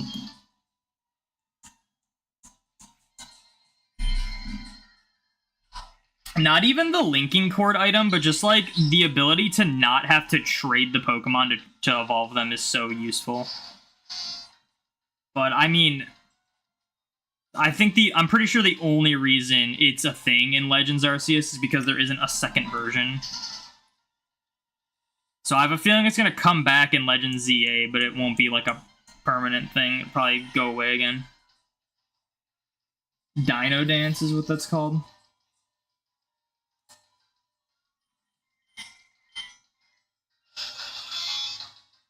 I just don't use emotes on Twitch that often.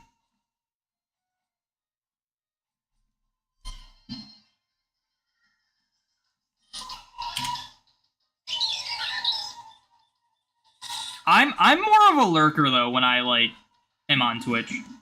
When I'm like watching Twitch. Because I usually just turn it on for like background noise when I'm like doing something else.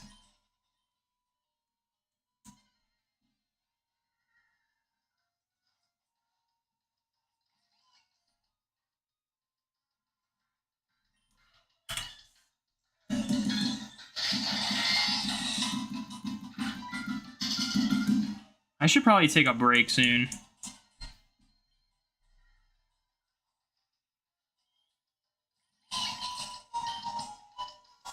Once I get to 13,500, I'm going to take a break.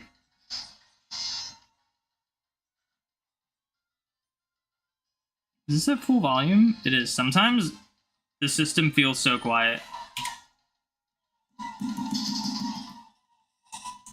That's the YouTube Pog emote. What even is that? It looks like the Scratch Cat. But like orange instead of yellow. Is it called Scratch? That like program where you can like make stuff? With like almost, it's like almost like coding, but not quite.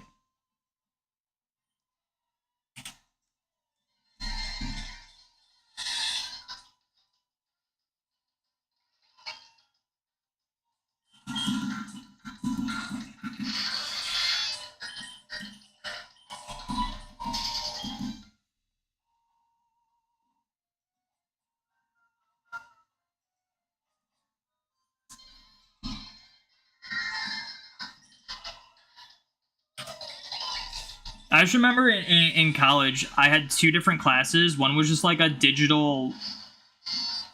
One was just like... What was it called? It wasn't like digital art, because digital art is literally just like drawing, but like on computers instead of paper. It was like some sort of digital thing. And one of the things we had to do was learn how to just use code to make stuff. And it started off basic, where it's like use the code to just make shapes and whatnot. But then it was like use code to make something like unique, I guess. And I was really ambitious. I wanted to make like a Galaga game, just literally from nothing with like code. And it was very hard to do. And I ended up like doing it, but it was like, I'm pretty sure it was just like, you couldn't lose. You just won faster sometimes. Because I couldn't get it. It was really hard to make it so that the things would attack you and you would, like, die. And it was also really hard to do anything after you got rid of all the targets. And it was, like, really basic. And then I had, like, another class where we had to do, like, a thing with the program Scratch. Which is simply, like, coding, but, like, way more simple. And, like, you can do a lot more without having to know much. And I did, like, another Galaga game. But it was like an actual like Galaga game. It even had like music and stuff. It was so much better. I was like, I tried this with just straight up code and I couldn't get it to work. So I'm going to try it again with like something that'll make it easier. You're terrified just thinking of YouTube Pog. It's like an orange cat that's just like making a weird face. Your dog destroyed your official Pokemon Center Eternatus plush. That's unfortunate.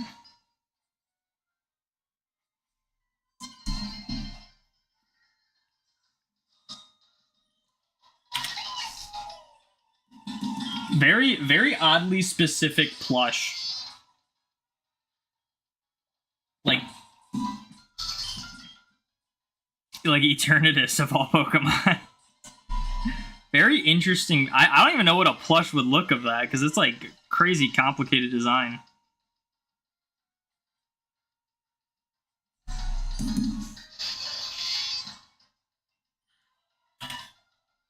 Scratch just drag and drop coding, essentially.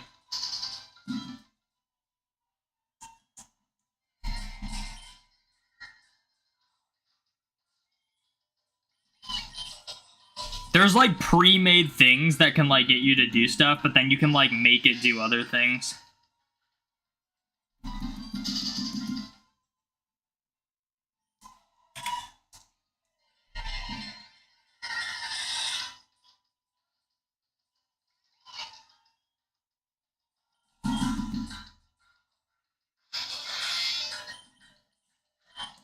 You could also animate with it, but it was like kind of janky to do so.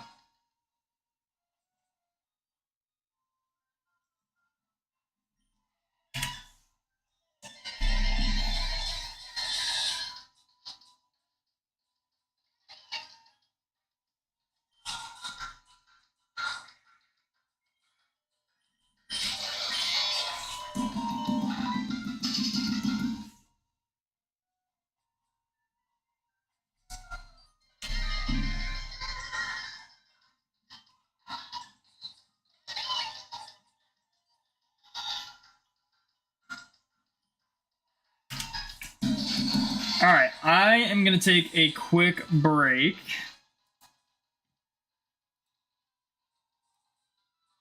But what I'm going to do is I'm going to swap over to the other source. And we're gonna have this displayed in case the distortion shows up. And also it'll charge my Switch a little bit so that it lasts longer. So I will be right back.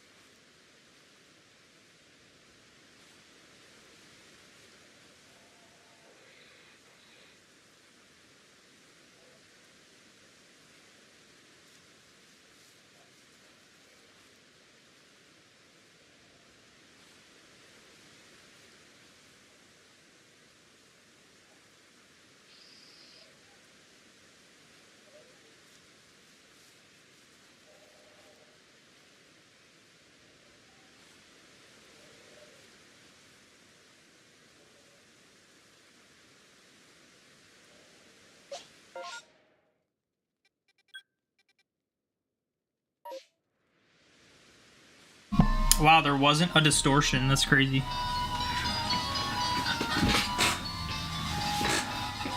What's up, Lag Nuzlocke? Welcome in. Alright. Oh, I just closed my door. I don't want that closed. It gets like twice as hot in here if my door's closed. So we do not want that. Alright. You're installing Radical Red.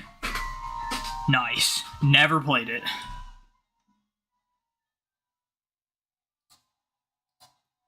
I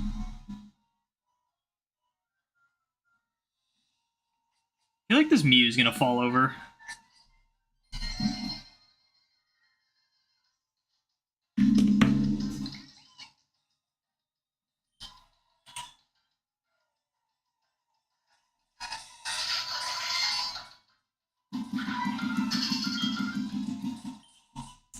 Come on, Mew, I just need you to be blue soon. I'm gonna make another battle video. I'm gonna record another battle video after this. And then reset up my stupid Shuppet and Banette, because if you do the battle tower at all, it heals them, and it's very annoying.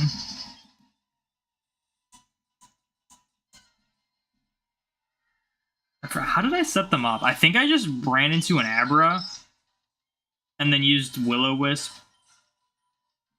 I think that was the plan. To get them burned. And then I would just, like, let the burn kill them until they were like one away from dying to burn. I think that's what I did. The issue is Abra isn't super common in this game, and half the time they have Trace.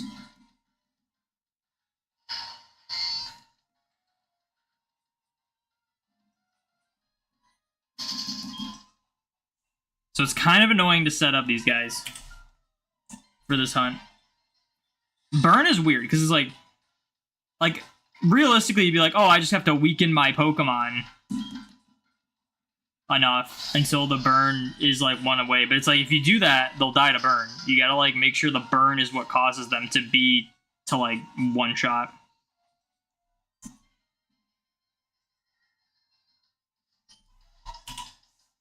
But I feel like the time has come. I feel like I need to record a new battle video that's farther in frames, because this one's had the same one for like years. This one, I just don't trust this game. This game's never gotten a shiny. Actually, I think, now that I think about it, pretty sure the only shinies this game has gotten were without a battle video. So maybe the battle video is cursed. So probably in my best interest to record a new one and then sometimes just not use it.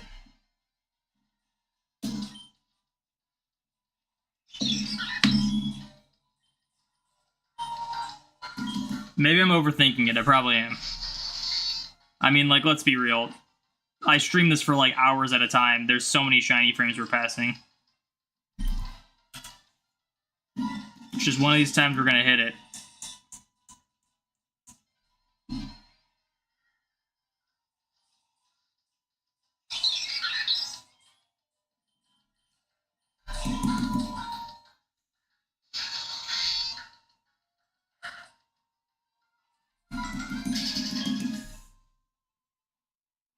I gotta go look for that mini fan. I feel like it's that time of the year where the mini fan is gonna be necessary. Where am I gonna put it, though? I have too many things plugged in already. And if I have the fan, like, behind me, it somehow blows the stuff. I have a shelf up here. I one time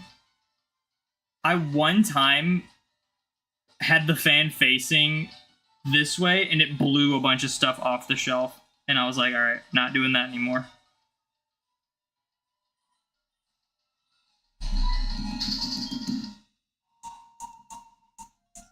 You guys want to see something crazy?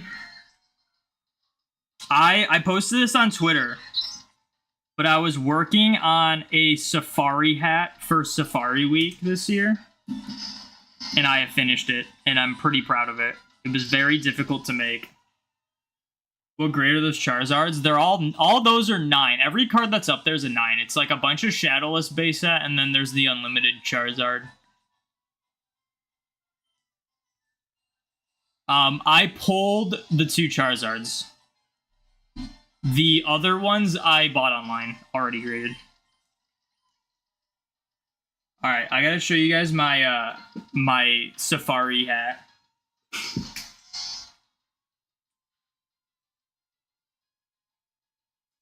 Here it is. It's a bunch. It's an execute. And this is my Safari Week hat.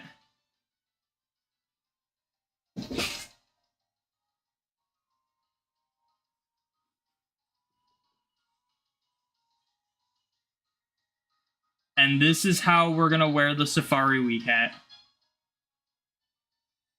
And maybe this year I'll finally catch an execute shiny. That's an epic hat. Hope you have a good Safari Week. I hope I do too. I'm based on past, like based on the trend, I should be popping off this year, right? I hope so. First year I did Safari Week, I only found 3 shinies and I only caught 1 of them. Second year Safari Week, I found 11 shinies, and I think I caught 7 of them. Last year, I've only found 3 again, and caught 2 of them. Like, we had some atrocious luck the first year and last year. So if the trend continues, I should have a good year this year. No, it's not a Ludicolo, it's an execute. I've never made a plush before, but I feel like this turned out pretty well. I pretty much made this from scratch. I just had to like look up stuff on YouTube on how to like do stuff with like sewing machines and whatnot. It was a lot of trial and error. It was a lot of problem solving. It was a lot of research. But I think I did pretty well. I'm really proud of the cracked one in the back.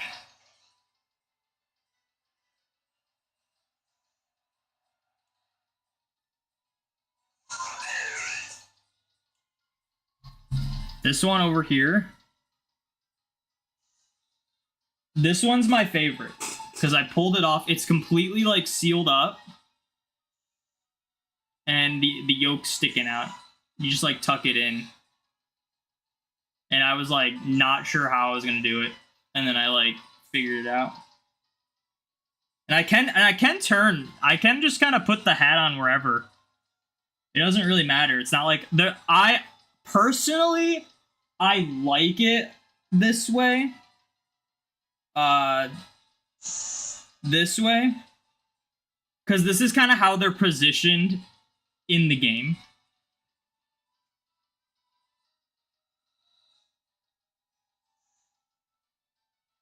You finally finished another Vivian pattern. Your last egg was a bit over 2,000. Dang, that sucks. How many more do you need? Are you also going to crack a real egg on your head then? No. No, I'm not. Why does it feel like my... Maybe not.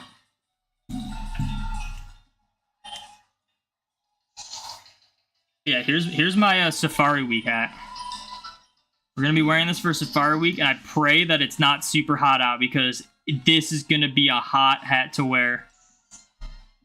But it's like, it's cool because like it's just like a plush. It's just like a plush, so it just like, I can just have it sitting there.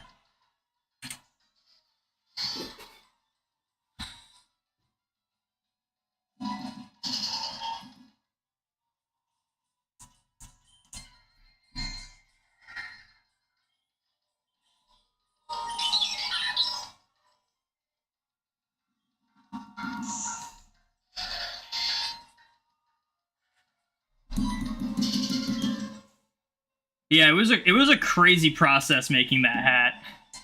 Never made a plush before. And also, like, the process was like I started with like a literal Easter egg and then made a pattern from it by like wrapping it in plastic wrap and duct tape and then like cutting it out to get my egg shape. And then I had to like use this janky thing with like, I had to tape plastic wrap onto a table. I had to like trace the shape I had onto plastic wrap, tape that to a table, and then shine a light through it as to make it like a little projector to upscale the shape I had. And then I had to cut all the fabric out. And then for the like detailing, I don't have an embroidery machine. So I had to use a zigzag stitch that was like kind of tight on the sewing machine, and that was very difficult. It took me a while to get the hang of it. It's not perfect. There's still like errors and stuff.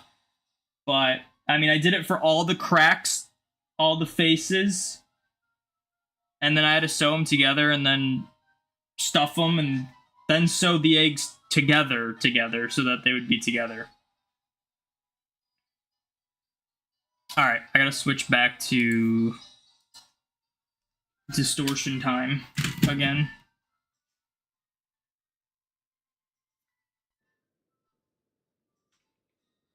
Only finished 4 patterns, so as long as you finish the patterns from Europe and Japan, you think you'll be happy to eventually get them. Oh, nice, nice. Which has been your highest streak for random encounters? Like, how long have I gone to get a shiny? It's on my YouTube channel. It's for a Shuppet.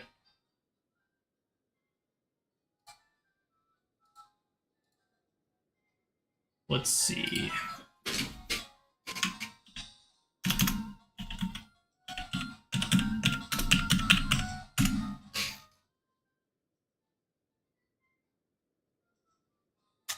It doesn't search up.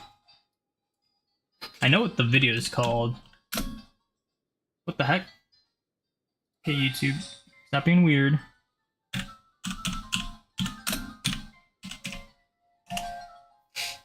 $54,415. That was my longest phase for a shiny, for just a shiny. And it wasn't my target. And I could not bring myself to do a phase 2. So I didn't.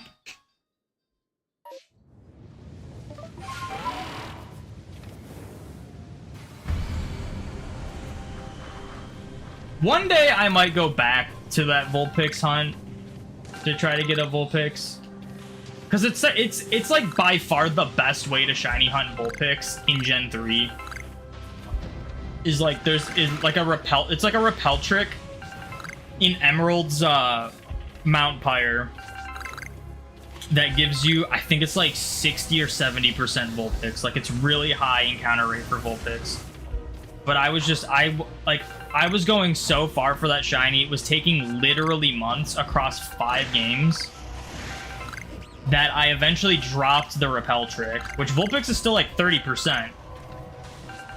And then it still took me a while, and I was just so over it. Oh! Oh! Oh! Where the heck are my globs? Finally! Finally! Alpha Magnemite! Yes! It's over! It's not. I still have to do a bunch of other distortions, but the coastlands are officially finished. Oh my gosh, that took way too long. Hopefully we get lucky with the other ones. I think I want to go for Sneasel next. As boring as Sneasel is, I think I want to get that over with.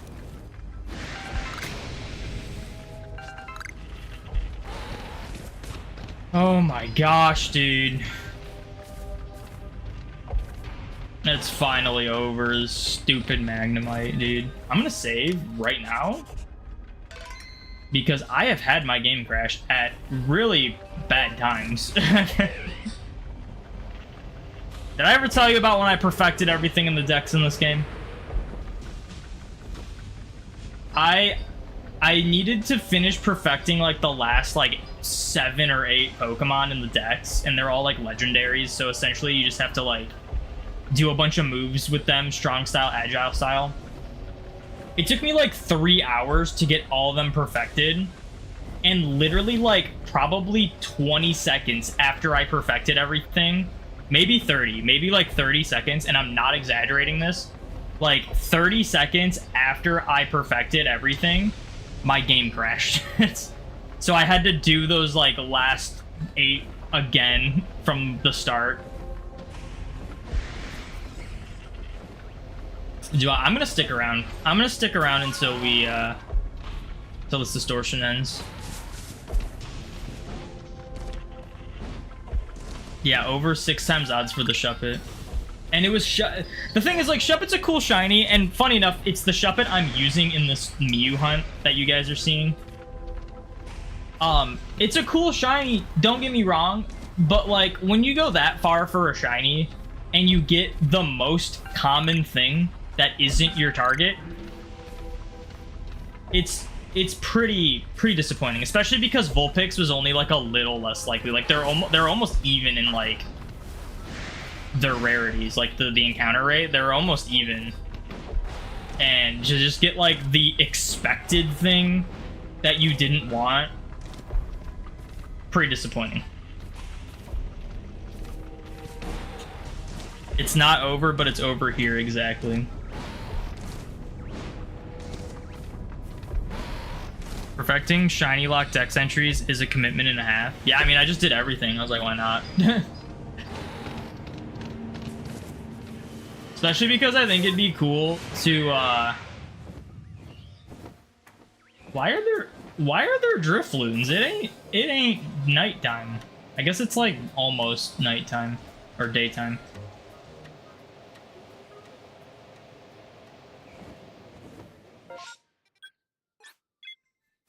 I can finally add 1 to my alpha counter.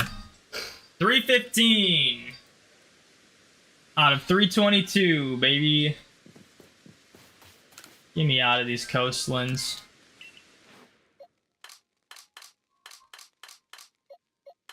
Alpha Magnemite, baby. And the sad part is, before we even started this challenge, we had Alpha Magnezone and Magneton already. I found an additional, I think 2 Alpha Magnezones. No, 1 Alpha, okay, 1 additional Alpha Magnezone and Magneton before finding the Alpha Magnemite.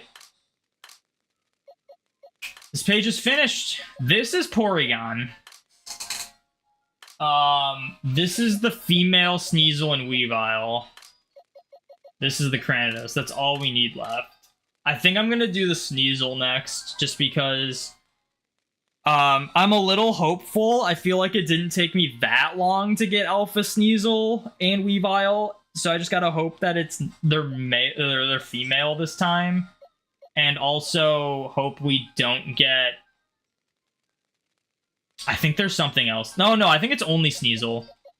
It's only Sneasel in the field ones. It's the Porygon is going to be brutal. Porygon and Cranidos might actually be so brutal.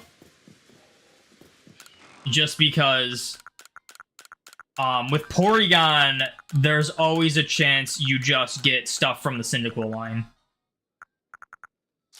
And Cranidos, there's always a chance you get something from... Look at the shinies I found. I haven't left. That was from like a couple streams ago. The Cranidos is gonna be rough because there's always a chance you get Shieldon or something from the Rowlet line, and that's gonna be brutal. Sneasel might not be too bad, except there's always a chance we just get male Sneasels. Alright, I need to reroll this, I guess.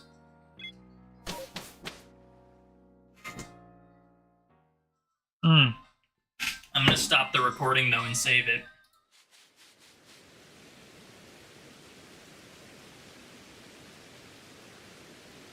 I can't believe we actually made progress towards something today. That's crazy.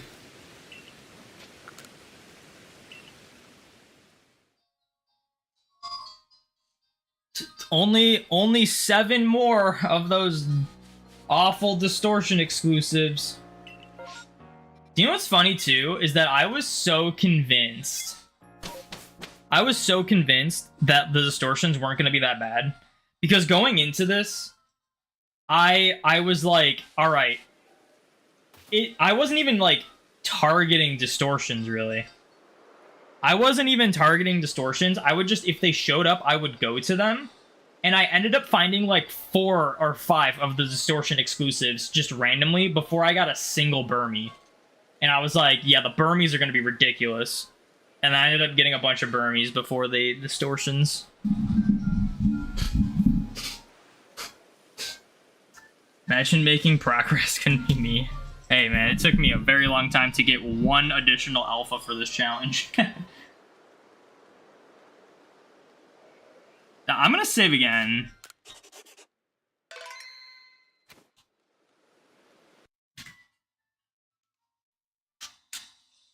Just in case. Now I just need to get Shiny Mew, dude. Shiny Mew is the main thing I want. Alright, we good? I think we're good.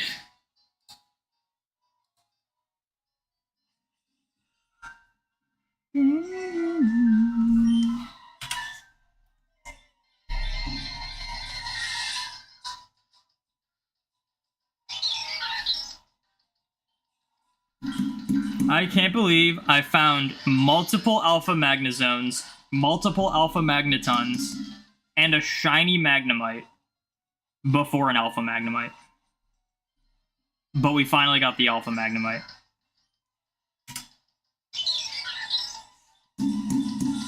What if I get like a shiny Sneasel, dude? Oh, this game's on red light. I'll have to charge it. I wasn't sure. I've been hunting Heart Gold Soul Silver Game Corner on these DSs. I wasn't sure if I was going to need to charge it. I guess I should have.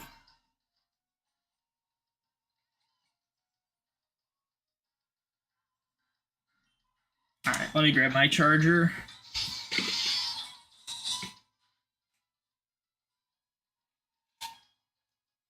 Wait, this isn't even close to the right charger. Not only is this the stinky off-brand charger, but it's for the Game Boy. Let's use the official DS charger.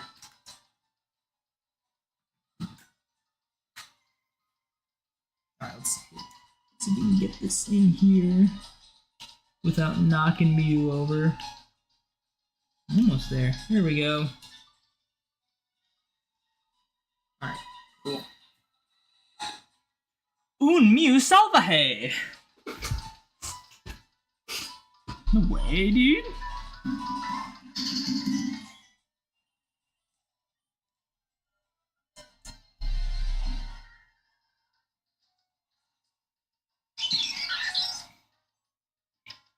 I'll tell you what, man, if there was a time to get that Alpha Magnemite, it was definitely this stream, because this is like the most Distortions I've ever seen on stream. Like, we were getting a lot of 5 and 10 minute timers for those. I think we had one that was like maybe a 20 minute or 25 minute. The rest were like 5 and 10 minutes.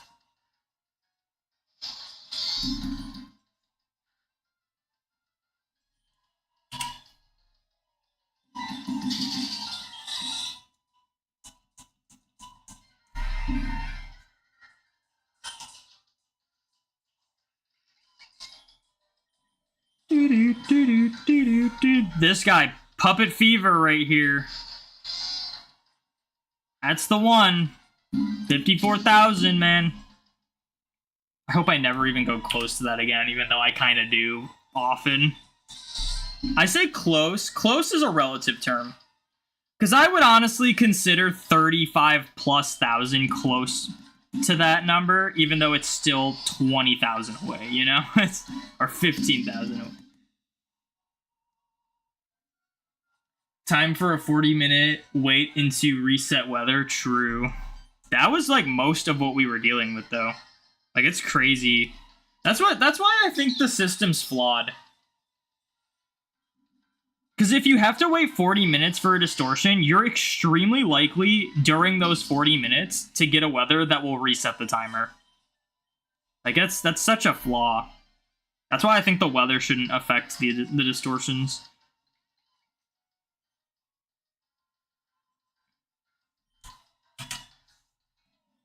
When is Safari Week? It is June. I almost said January. June 21st through the 30th.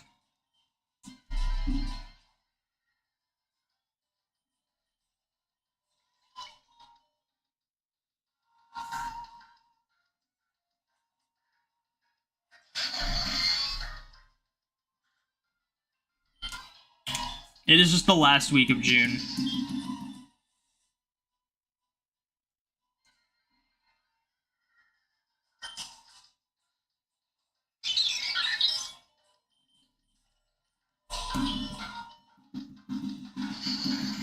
I might have to put something on my layout.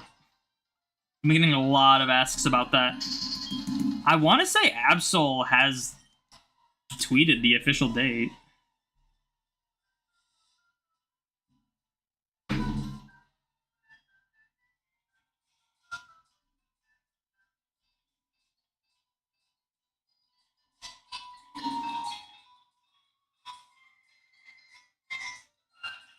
He does not have it pinned, though.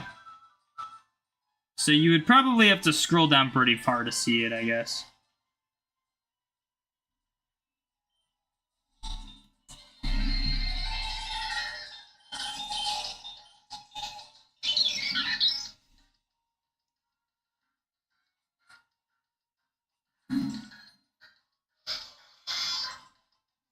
It's crazy how big Safari Week has gotten.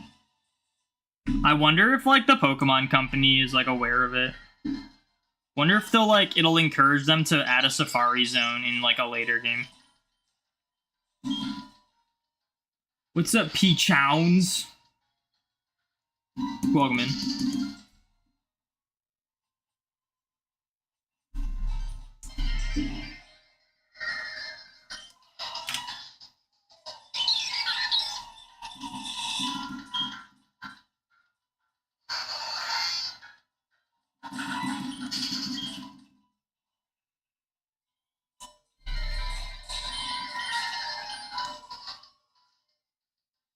You're back from last stream. You were at the last stream? That was like a few days ago.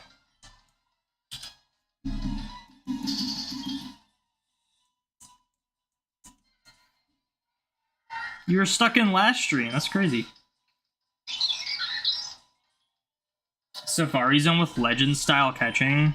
I probably wouldn't want that. In theory, that sounds cool, but I'm just so not a fan of Overworld Shinies that I'm still kind of disappointed the next game's Legends. I'm glad it's Kalos, but I didn't want to, I did not want to, have another Legends game so soon. When is Safari Week this year? I'm assuming you're joking.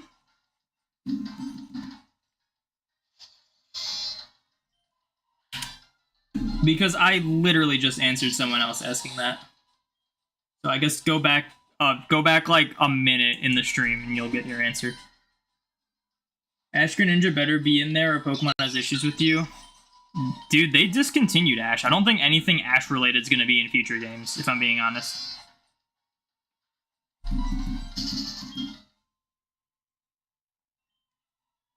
We need a slice of life Pokemon game. Do we?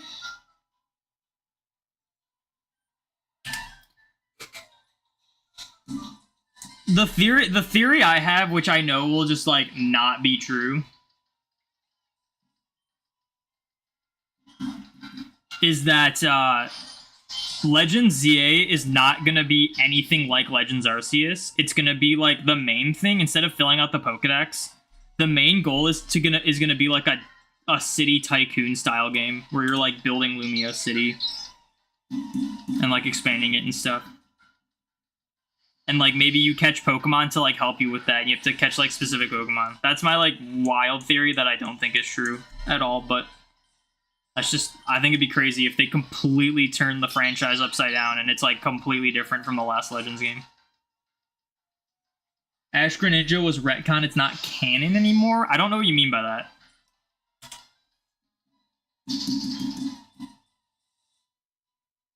Like, was it ever canon to the main series games? Kind of like Pal World. Pal World's not like a tycoon city building game. It's like a survival game. It's like, I don't even know how to explain it. I've never played it though. My cousin bought Pal World and wanted me to buy it, and I had to tell him, like, dude, I probably will never play a knockoff Pokemon game because it's just not going to be as good as Pokemon. And sure enough, Pal World died, like, so fast.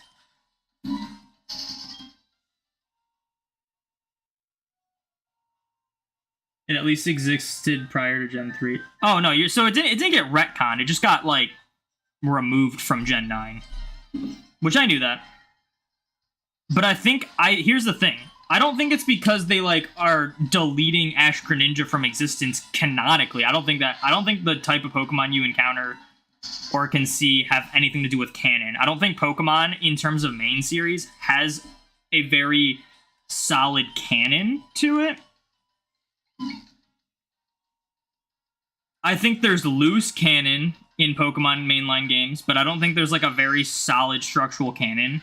Like, for example, it really doesn't make any sense that you can just randomly find legendaries in the terrarium that's literally like underwater in freaking Indigo Disc. Like, how the heck did they get there? They had to fly through the entrance? You know, like, stuff like that doesn't make sense. The reason why I don't think Ash Greninja is in Gen 9 is because Ash Greninja is pretty much a Mega. If they were going to add Ash Greninja to Gen 9, they would have probably had to add all the Megas to Gen 9, and they didn't want to do that.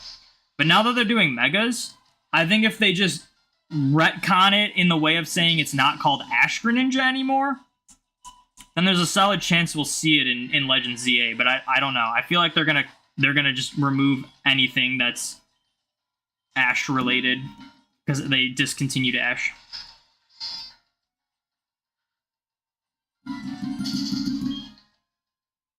Unless there's some deal with, like, the Pokemon Company and, like, you know, with, like, the anime, where they come to them and be like, hey, you guys gotta, like, bring Ash back for, like, a cameo and have him use his Greninja in, like, an episode of the anime so that we can, like, validate having Ash Greninja in Legends ZA. Like, you never know. That could happen.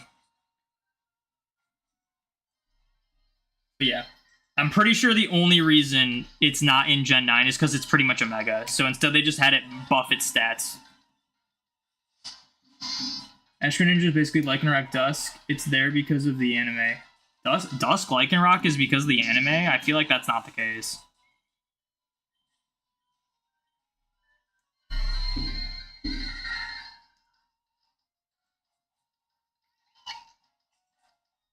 I feel like most Pokemon that show up in the anime, even if they show up in the anime before the games, they're used as ways to tease the games. Like, they were already planned for the games.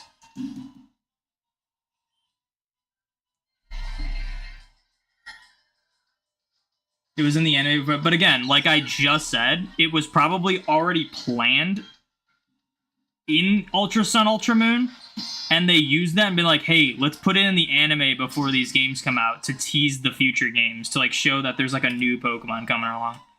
They do that all the time, man. Donphan was in the first movie. They have like Gen 3 Pokemon in the Gen 2 movies and Gen 2 anime before they're in the games. That doesn't mean it's like tied to the anime. It just means they're using it as teasers. There's literally an episode in the Gen 2 anime, like, and I'm talking like 60 plus episodes out before Gen 3 anime that had Kecleon in it.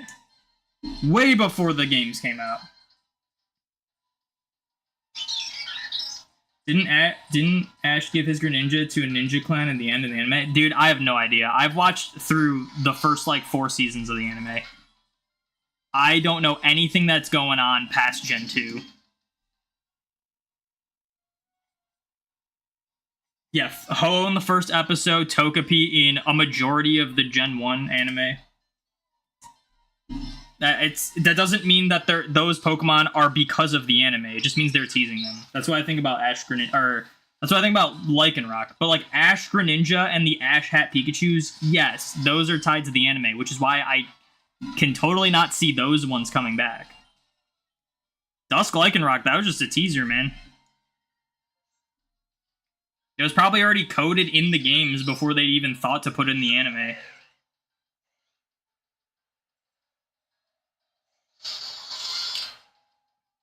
This is Shinx.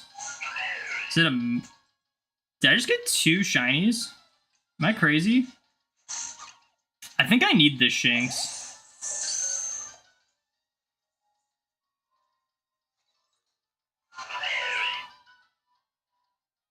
I swear I heard a second shiny sparkle while I was like going down there.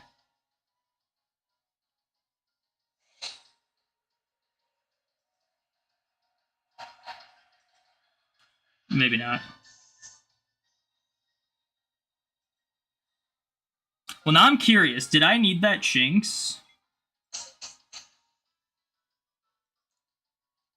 I needed one of the genders to complete all of the genders of Shinx, and I don't remember if it was male or female. We got male, female, male, female. So male? Assuming there's a female in here somewhere. Yeah, that was the one I needed. Okay. Cool. Weird angle, but we'll include that into some sort of compilation, I guess.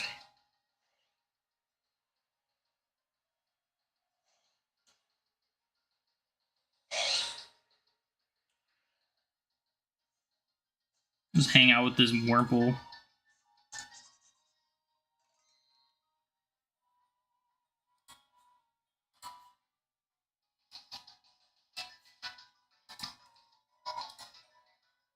Yeah, I know it's short hair. It's hard to tell from this non-docked screen that's small. And it's not even like the hair is... It's not... I knew it was male. I just didn't know if that was the one I needed. Shark Setsuna. Thank you for the follow. Thank you for putting a smile on Thanos' face. Do appreciate it.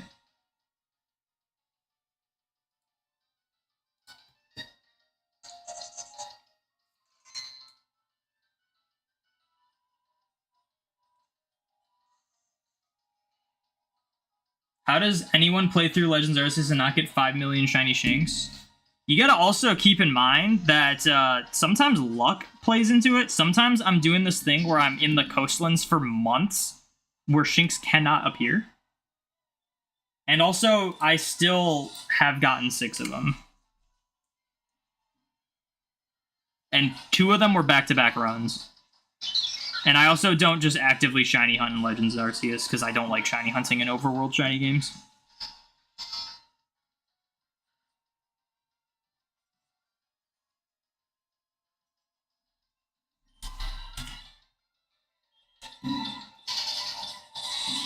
"20 years, we'll all remember the weird way you got that shiny." I mean, I have like another one that's going to be like the same kind of angle where I'm just flying to a distortion on this setup. And I got a shiny Chatot. Wait, did I add that to the... Shoot.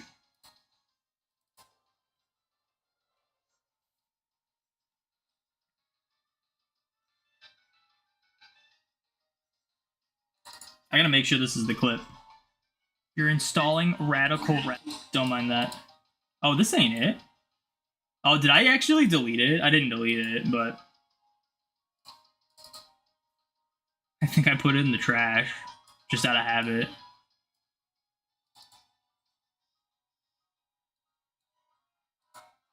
I did. Alright, well, we recovered it, so it's fine. Put it in there. There we go.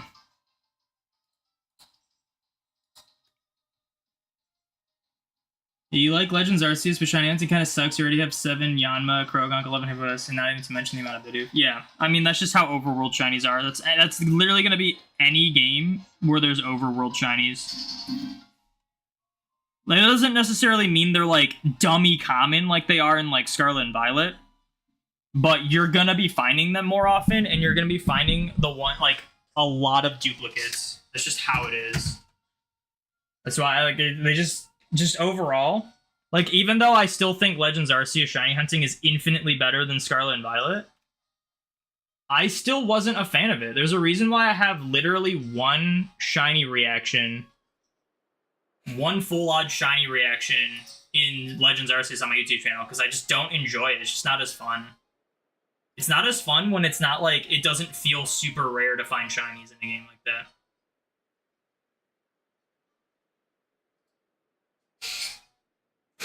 And literally the best thing they can do in the series is to go back to traditional encounters, but then have more effective methods for people who want shinies to be easy. Because when you force shinies to appear overworld, it forces shinies no matter what to be easy. Maybe not specifically your target, but just finding shinies in general is just gonna be easy.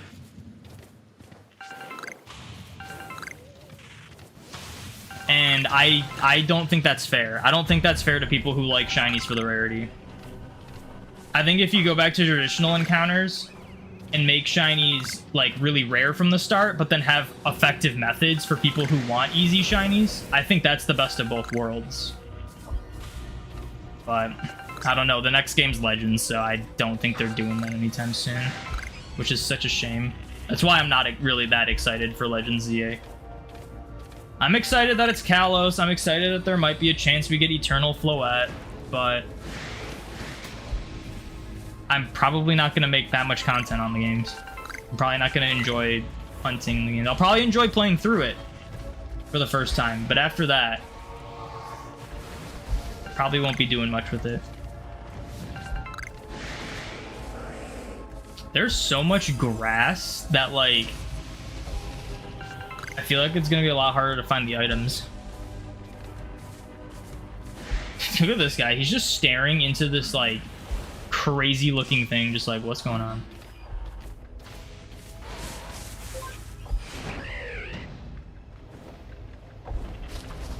No reason to keep 4096 anymore. I agree with that, but I don't think they're ever gonna go back to 8192. I didn't, before Scarlet and Violet came out, people would say, like, I made a video just discussing my, like, concerns with shiny hunting in Scarlet and Violet, because we found it had been confirmed that they were overworld. And there were a lot of people that were like, they need to go back to 8192. And I just was like, no. I'm like, no, that wouldn't make sense. In the context of a game like Scarlet and Violet or like Legends Arceus, it would honestly make sense if they went back to 8192. But they never will. So don't take my words as me saying I want them to, or that they are going to, or they should. I think it would be fine if they did, but they definitely will not.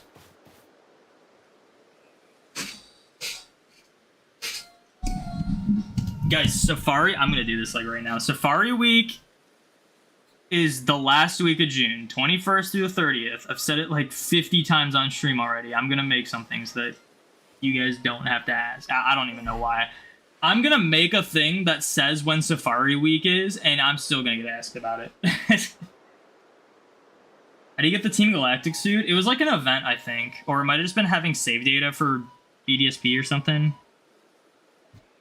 I don't know, just check the clothing shop. I, like, talked to the clothing girl, and she's just like, oh yeah, here's this thing that came in the mail or something.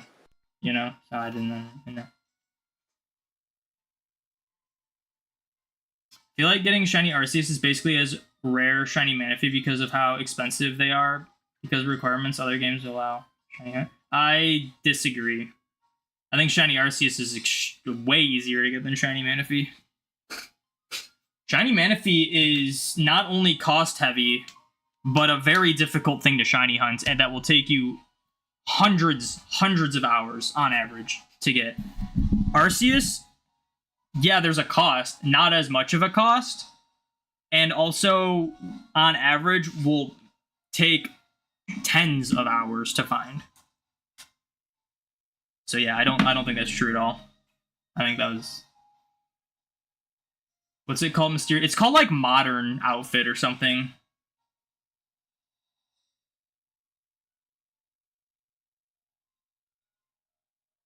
Overworld Shinies plus a deck size of 50 is such a poor combo. Thing is, I think 400 is fine for a deck size. But yeah, like, one of the big issues about, like, the Overworld Shinies in Scarlet and Violet is that I was literally seeing people complete the entire Scarlet and Violet Shiny Living decks that they could in a matter of weeks since the game came out. Like, that just makes no sense. Like, shinies, yeah, shiny hunting should be more accessible than it was. I'm not expecting everyone to do single encounters 1 in 8, 1, 9, 2. But they shouldn't be that easy.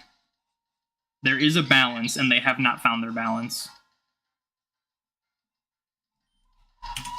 The thing I don't like is that I don't think they're trying to find a balance. I think they just see people as like, oh, well, everyone wants shinies to be easy, so let's just make shinies as easy as possible for people. And that's just, I feel like a lot of people don't like that.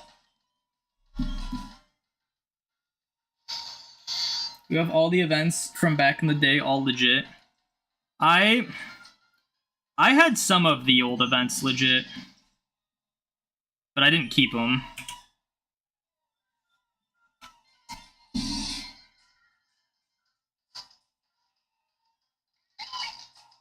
They won't, but there's a lot of things they should do but won't. I don't even think they should lower the shiny rate. I think they just need to go back to traditional encounters and then have more effective methods.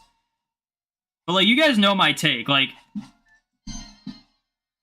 not only are Overworld shinies, like, way too easy, but then you get issues like Scarlet and Violet, where when you do the method, like the sandwich method or whatever, you get normal shiny odds, but you're seeing 15 Pokemon every 2 seconds. So, like, 1 in 5, 12 or whatever is absurd for that.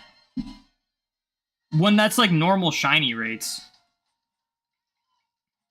And not only that, is, like, we look at Legends Arceus and then look at Scarlet and Violet. The shiny hunting methods are hardly methods. They're just, you either get a temporary or permanent shiny buff, and then you do the same encounters. Or you go to a specific place and those shiny rates are higher. And that's just, like, just look at what they did before with methods, with, like, SOS and, like, DexNav and PokeRadar and, like, as much as it isn't that great of a method, like the Brilliant method, you gotta KO these Pokemon and then encounter the Brilliance. Like, there's just more unique things you can do with traditional encounters than Overworld encounters. So not only do I think if they continue the Overworld shinies, is that it's gonna it's gonna become stale in the sense that everyone has all the shinies anyway and there's nothing to hunt. But it's also gonna become stale in the sense that all the methods are gonna be exactly the same, and there's not gonna be any uniqueness to each game between games of what methods you do for shiny hunting. So yeah, I don't think they need to lower the shiny rates. I just think they need to go back to traditional encounters, and then for the methods, have more unique methods that are more effective than they have been. Brilliant method sucks. It's hardly worth doing. But have a method that is broken, that you have to go out of your way to do, though. Like, don't have it be like a wormhole. Like, I'm talking, like, let's get shinies like wormholes for people that want shinies to be easy, but not make it be like some part of the game that you have to go through. Make it be something you have to, like, kind of go out of your way to get those kind of shiny rates, because that's how it should be. Shinies should be, like, really rare from the start, but then if you go out of your way to get higher shiny rates, you should be finding shinies faster. And that's how I think they should do it, as opposed to just making shinies, like, pretty easy from the start and then completely free when you do the method, because they don't know how to work with Overworld encounters. We still don't even understand Let's Go Pikachu and Eevee. Yeah, we do. We know everything about them. That's the game where the Overworld shinies are done the best, but I still don't prefer them. The overworld shinies in that game are not completely broken, but you still get the same issue that you do with every overworld shiny game in the sense of what you said with like, oh, I have 7 Yama, 9 Krogunk, 11 Hippopotas, and not even to mention the amount of Bidoof. You still get that in Let's Go. Not to the as extreme, because you can only get so many encounters at a time. But it still happens. But with the method, what works with the method for Let's Go is that you get a significantly higher shiny rate, but it significantly slows down your encounter rate. So it's a trade-off. So when you're doing the method, with how high of a shiny rate it is, you're not just farming shinies every 5 minutes. Like, you're still going out of your way to, like, try to find a shiny faster than normal. At least a target. That's the thing about the Let's Go method, is that it's not, like, the greatest method, but if you're trying to target something specifically and don't want to phase, it's really good for that. But it is, like, situational. Like, a lot of times, like, if you're going for something common in Let's Go, it's just, like, just route reset. About the sprays and stuff, or incenses. So, yeah, the incense. Incense increases the encounter rate of Pokemon. It also gives you 1 additional roll for your shinies. This was discovered years ago, guys. I have a video on it. And the catch combo method, it's 31 catch combo is the max odds, but it's only for the next spawn of the species you're comboing. So when you catch, say, like, let's say you have a 31 combo of Pidgey. You catch a Pidgey, the next Pidgey, if you have Shiny Charm and a Lure down, has a 1 in 273 chance to be shiny. You then catch that Pidgey. The next Pidgey that spawns, 1 in 273 chance to be shiny. Let's say another Pidgey spawns before you can catch that last Pidgey. That Pidgey that spawned in, 1 in 1024 chance to be shiny. It's not affected by the combo. It's only once you catch the Pokemon you're comboing, the next spawn of that species has the increased shiny chance. So it's to encourage you to keep, like, your combo going. But there's so much confusion on, like, oh, should I catch this Pokemon, this Pokemon? It really doesn't matter, because as long as you are catching the species of the Pokemon you're comboing, the next spawn will be the higher chance. It doesn't matter, like, let's say 2 Pidgeys spawn in at once. A lot of people seem really confused by this. Let's say 2 Pidgeys spawn in at once after you caught a Pidgey. One of them had the 1 in 273 shiny chance, one didn't. But it doesn't matter which one you catch, like, of those 2 to make the next spawn be a 1 in 273 shiny chance. But yeah, like, they haven't really been cooking with their shiny hunting methods as of late. Because the catch combo method, although is probably the most balanced method with overworld shinies, it's still pretty situational, and that's really just because of the overworld shinies. If Let's Go was traditional encounters, and you had to, like, encounter the Pokemon to see if it was shiny, the catch combo method would be way more effective. Because you wouldn't just be spawning a bunch of Pokemon over and over again that you didn't have to check to see if they were shiny by doing route resets. So it would just be the same encounter method, but just way higher shiny rates. So it'd be a lot more worth doing in that context. But it's still, like, pretty decent. And then Legends, they made Outbreaks, like, way too broken, and then forcing you to raise your shiny rates was a bad move, in my opinion. And then Overworld shinies that sparkle and kind of let you know there's a shiny nearby is a bit much. But then Scarlet and Violet was just in every way worse.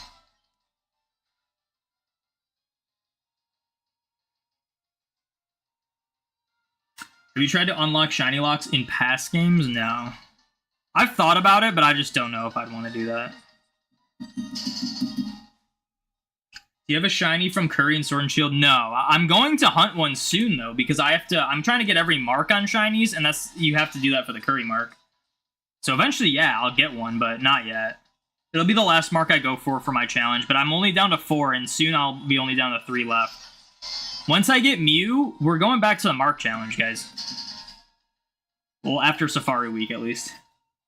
Assuming if we were to get Mew, like, right now, I'd probably finish up, like, what I'm doing in Let's Go.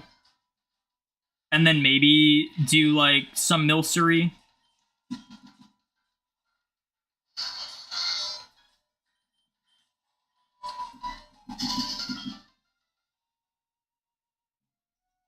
It's like those YouTubers playing the 20 emulator Windows Shiny Hunting Gen 3. It's not full odds. That's just false completely. Having more than one encounter at once does not magically make those Pokemon have higher shiny rates. It just gives you more chances at the shiny in a shorter period of time. People that hunt with 20 games, yeah, they'll find shinies fast. But it doesn't magically make the shiny odds higher. Same with doing like horde hunting. That'd be like saying that literally there's no way to full odds hunt in Scarlet and Violet because you're always seeing multiple Pokemon at once. So that's just objectively false. Overworld Shiny is so fun when playing the story and having it full odds, like in Let's Go Pikachu Eevee. You played it with your girlfriend and Shiny Catch Me. Yeah, like it's fine for that, but like when you start throwing in like the methods and stuff, and also, and here's the thing, I wouldn't have as much as like I don't want to say hatred. I think there is a place for overworld shinies in Pokemon games. My issue is that they've done it for the past 3 games. Assuming Legends ZA has overworld shinies, which I'm guessing it will. And I just don't agree with that. You can't just have this like core mechanic of Pokemon games throughout 20 years of the franchise and then all of a sudden just change it so drastically, because that's gonna split your fan base. So it's wild to me that they haven't like gone back to traditional encounters since Legends Arceus. I feel like they need to alternate. I definitely think they need to alternate. Like, I would not have any issues with overworld shinies if, like, let's say Legends Arceus was my main like dream reality would have been like they continue the Legends franchise and the Legends games are the games with overworld shinies. But then you get to like Scarlet and Violet, this like core series, like Generation 9, New Generation, and that's like traditional encounters. And then next Legends game comes out, that's overworld. That would have been like my ideal way to do it. But them doing overworld shinies in Gen 9 like really kind of dropped the ball in my opinion. And also, they did it so much worse than it was in Legends. Yeah, sandwiches are broken. But it's not even like the sandwiches are broken, because they give you similar shiny odds to like any other method. It's just the overworld and the spawn rate is broken. Those are full odds, but 20 instances, making finding shinies much less challenging. They enjoy it.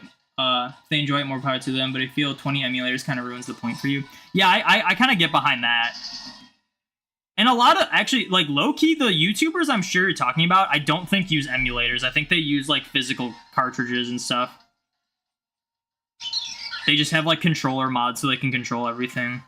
I know that's what Professor Rex does. Professor Rex has, like, literally 20 GameCubes, all connecting to, like, a bunch of HDMI splitters. And then uses a Wavebird to control all of them. What's my plan for Safari Week this year? To get more shinies than last year and to catch at least 3. My goal every Safari Week is to catch 3 shinies. I've only done that 1 year, and I demolished that goal 1 year, and the other 2 years I've had just really bad shiny luck. Not even like really bad catch and like catch and fail luck. It's just like really bad shiny luck. Hear me out. BDSP should have been like Let's Go Pikachu and Eevee in the first place. No, I disagree. I think Let's Go should die. I think everyone should just forget Let's Go existed. Ellie Boy Guy, thank you for the follow. Thank you for putting a smile on Thanos' face. I do appreciate it. I think Let's Go is a fine one-off of the series. It's fun to go back to like shiny hunt in like a different way for sure, but the mix between Go mechanics and traditional main series mechanics just did not translate well to me. It makes playing through the game not really that fun, because I played through it recently and it was a chore trying to like level grind, because you have to like go out of your way to catch combo because trainers do not give you any sort of experience, and it's so annoying. And the whole reason they did Let's Go in the first place was to get the success of Pokemon Go and get those fans playing Pokemon Go into main series, and it, for the most part, worked. I don't think they have a reason to do another Let's Go. And I don't want them to do another Let's Go. My take. Overworld Pokemon are way more popular. I don't know if they're way more popular. I think they are more popular though. But like, regardless of how popular they are, my point still stands. You have this way that you do Pokemon games for 20 plus years, and then you just change it so drastically, you're gonna split the fan base no matter what. And they did. So to only favor one side of the fan base is just not fair. By continuing to only do Overworld. And also, if they want to do Overworld, they should do it like Sword and Shield, where the Pokemon are Overworld, because people like that. A lot of people, believe it or not, don't even care about shiny hunting. So a lot of people, if they want to see Pokemon in the Overworld, have it like Sword and Shield, where they do appear Overworld, but if you want to see if they're shiny, you encounter them. It's like how Pokemon Go does it. You know? Like that immediately gets rid of the issue of shinies are too easy, but it also keeps Overworld Pokemon. I also love the variety that Sword and Shield has, because there's traditional in-grass encounters and Overworld encounters, but none of them are, like, broken compared to the other one, you know? Ellie Boy Guy, thank you for the shiny luck. Should have kept shinies glimmering and Let's Go Pikachu and Eevee instead of sparkling. Real life, quick with sound, they can keep the sound behind the glimmer just cooler. I think they needed it for Scarlet and Violet for sure, but again, I just don't. I'm just over Overworld shinies. I just think it's really takes the fun for me out of shiny hunting. There's a reason why you guys do not really see me shiny hunting too much in the newer games.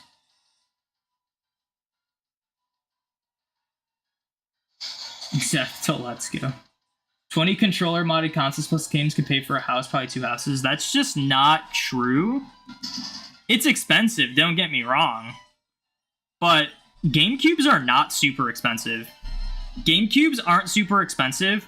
The most expensive thing you're probably going to be buying to get like 20 games all connected with like a Wavebird from GameCubes and HDMI splitters and whatnot. The most expensive part of that is going to be the receivers for the Wavebird. And maybe the disc that allows the Game Boy player to work, but you only need one of them. You don't need it for each GameCube. What's up, LWS? Welcome in. You wish Pokemon Go dies out soon? I don't want it to die out. I just want it to be better than it is. It's in a really bad state right now, and it probably will stay in a really bad state for a very long time. It's in such a bad state that it makes casuals not want to play, and it makes hardcore players that don't want to spend money not want to play either, and I think that's a really bad move. They're trying too hard to make up for the remote raid pass nerve that they're making almost everything that you would want to get in Pokemon Go monetized in some way. Pokemon Go could have easily been the best Pokemon game ever made, and it's just held back so hard by the company that runs it. Buy your GameCube for 40. Is that euros or pounds? I think that's euros, right? Yeah, I'm like, I think a GameCube with a Game Boy player, USD is like 60 bucks. Like, for a gaming console, that's not bad at all. It's just the disc you need is like gonna be $300 plus.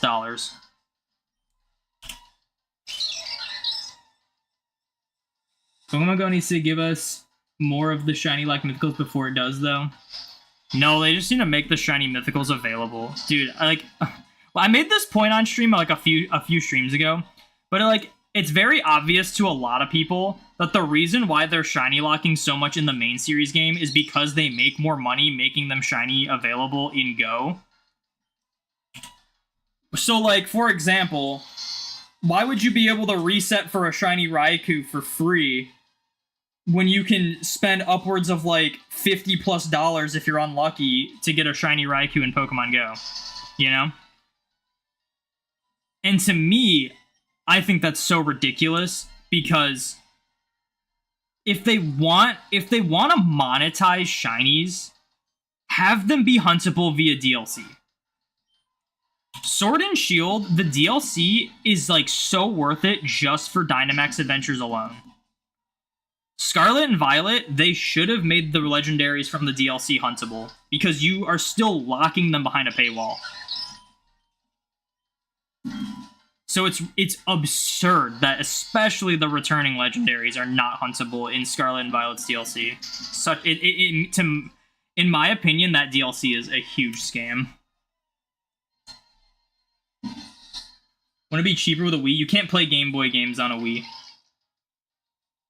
Game Boy, you need a Game Boy player with a GameCube in order to play the Game Boy games and display them.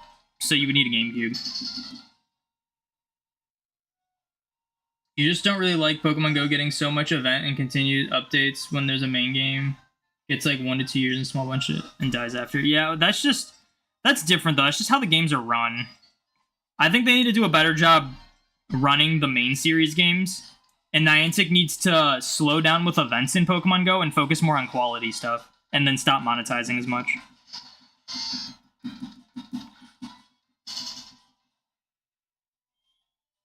Yeah, it still makes a lot of money, but I think what they fail to realize is if they didn't monetize as much, like obviously they still need to monetize stuff, obviously.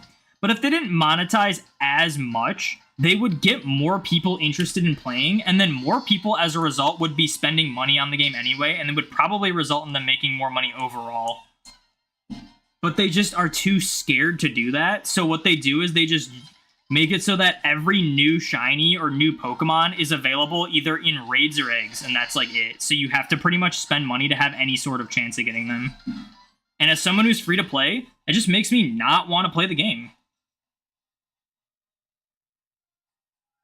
Like as someone who used to spend a lot of money on the game, the practices they have been doing lately makes me not even want to play the game at all. And that's like, I know I'm like a small, just very small drop in the bucket of what they make in terms of money, but it's still loss for them, you know? And I know my experience is probably just like my personal experience, but I can't help but just know that if I'm going through an experience like this in Pokemon Go, then a lot of other people are too.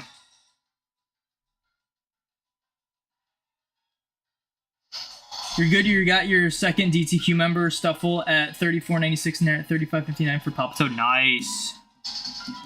What was this DTQ for? It's been a minute. Was it for like Sun and Moon? Or oh no, it was for Sword and Shield, wasn't it?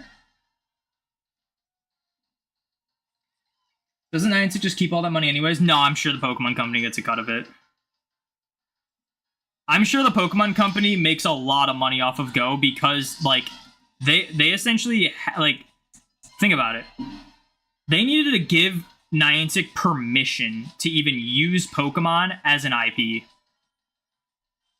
They definitely get a cut. That's just how like rights things works. Like anytime someone is like adding some sort of known character or something to like a movie or whatever and it's owned by some other company, that company only agrees to put that character in a game or movie or whatever if they're making a cut of it. It's the only way. Pokemon Company makes a ton of money off of Go.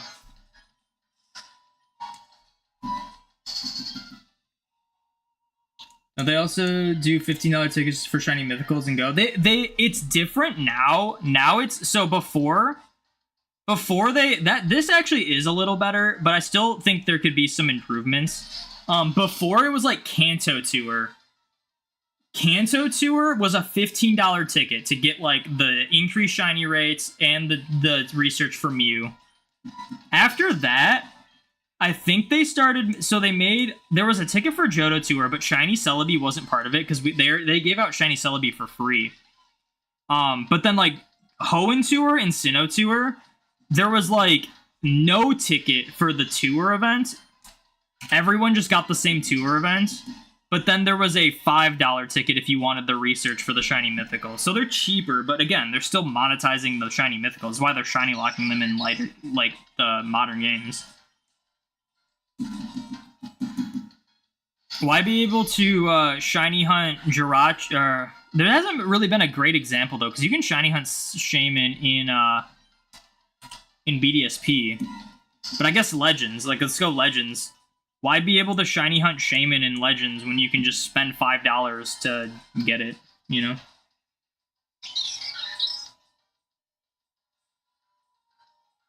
What's up, Thor? Welcome in. Wasn't sure if it was a one-time purchase of the license or what, taking a cut for perpetuity instead of certain expenses. Yeah, like that's just how companies are gonna work. You would think it would be like a one-time agreement, but no, that's just not how it works. Like Pokemon would have been silly to sell their IP to Niantic for a set price, even if they didn't even know if it was gonna work. Like that would have been so risky for them. Thor, thank you for the shiny luck. Shiny Mew used to be free. I guess in the sense of like being able to hunt it in Gen 3 like this, yes. But I pretty sure the only like outside of this Emerald event that was released in Japan only. Pretty sure the only way to get a free shiny Mew in general is through the Go event, and that was not free, so I don't know.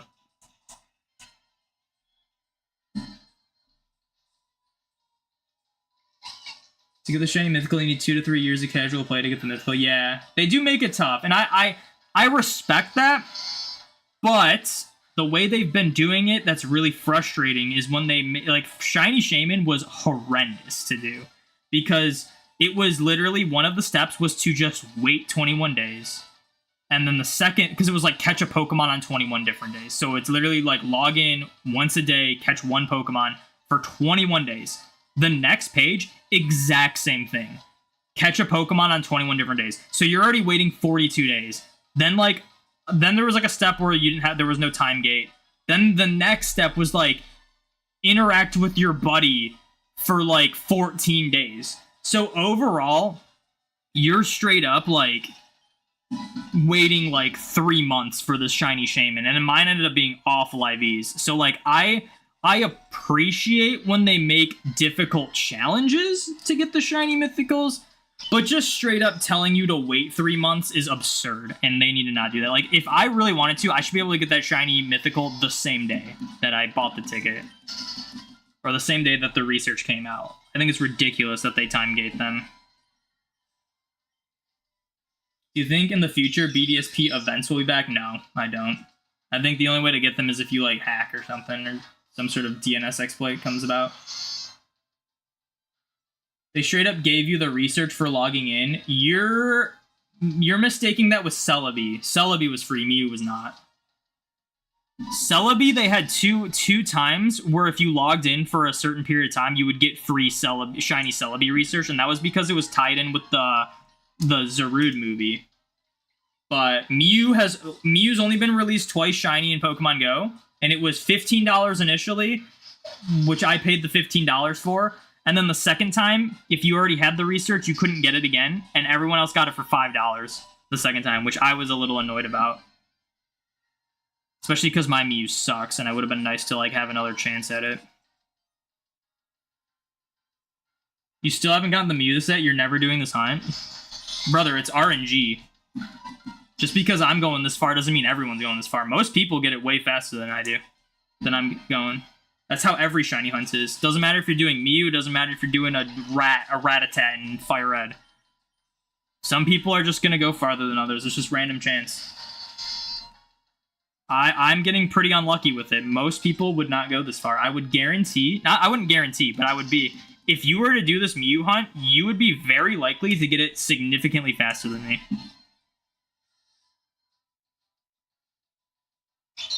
Yeah, Mind of Rome, you got it right.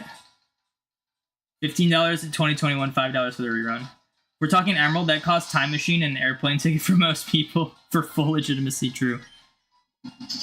It was free, though, for Japan, right? The original event. It was just like you had to go to a certain thing and, like, get it added, right? Unlocking the event with Palm Egg Ace is probably good enough for most people, and it's free if you have the game already. Yes. Yeah, if we're talking full legitimacy, Shiny Mew has only been free, like, one time.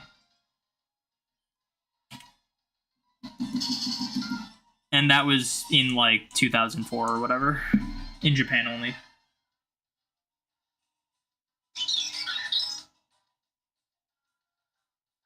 The one you hate is B level 40, as that stops you from getting a spare for home.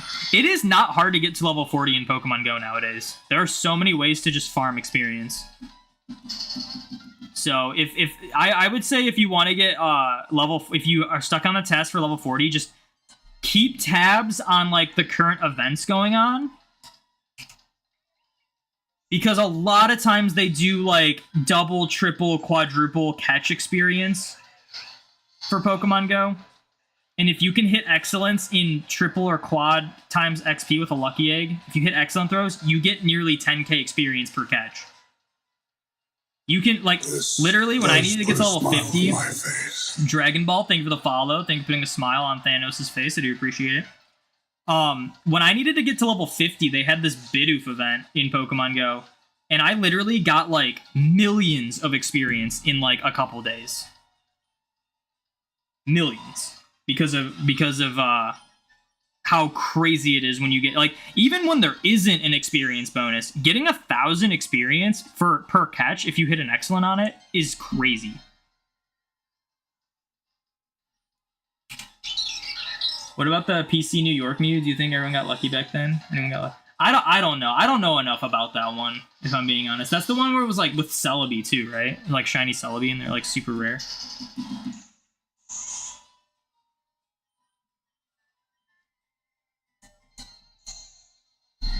You've seen several people get Mew under 1k recently. They're stealing your luck. Yeah, exactly. Yeah, I'm like, most people I've seen have been like 5k or less getting the shiny Mew. How much is it for a non-English Emerald?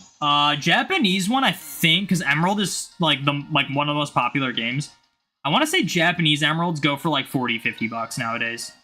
Ruby Sapphires, they're like 20 bucks Japanese. But if you want like a cheaper language version, you gotta go Japanese. Like all their languages are not gonna be like discounted that much from English.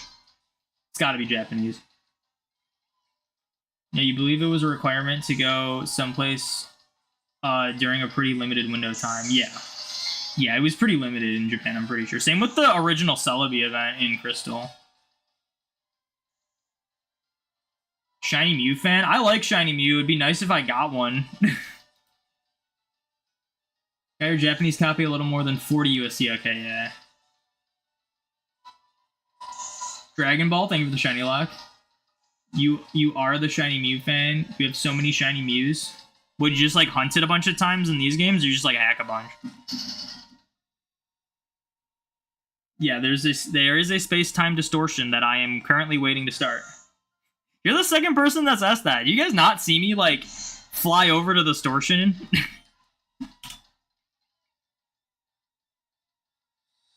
Shiny Mew's your favorite Pokemon. Shiny Mew's up there with one of my favorite Shinies. You hunt them? You hunt them in, like, Emerald and, like, Red and Blue? That's pretty cool. Blopew, thank you for the shiny luck.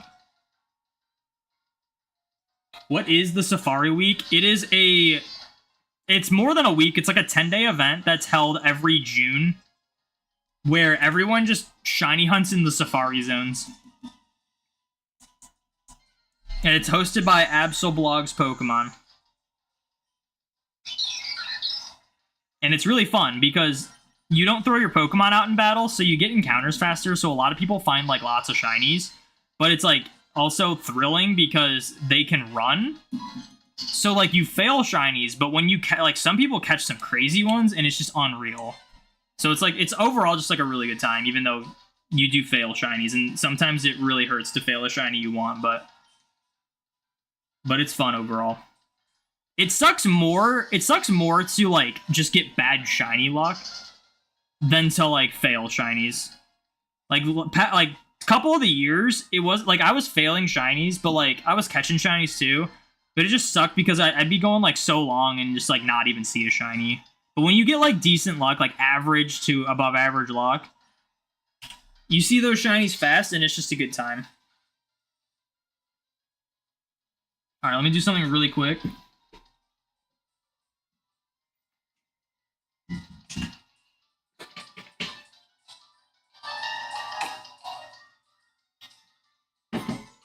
Everybody asks what is and when is Safari Week, but nobody asks how is Safari Week true. It's very sad. I should put a thing on my layout that says like when Safari Week's happening, because I have a lot of people have been asking. Not that it's a bad thing, but it is kind of a little absurd when like someone asks and then I answer them and then 2 seconds later someone else asks. It's like But no, I mean I'm glad to help anyone out who wants to participate, because it's a fun event.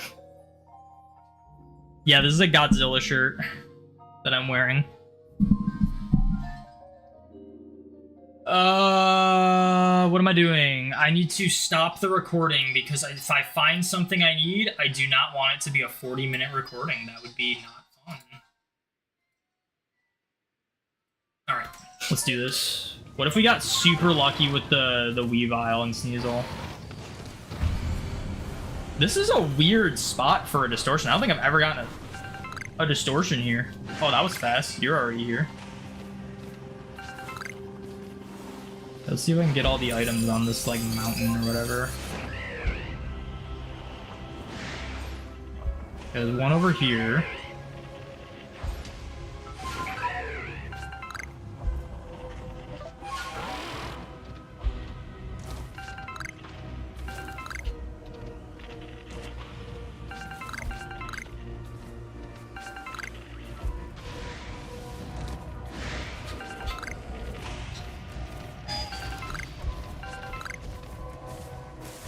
At least we're guaranteed Sneasel and Weavile, but we are not guaranteed the gender we want if we get an alpha. We want that one. We want the one with the small feathers.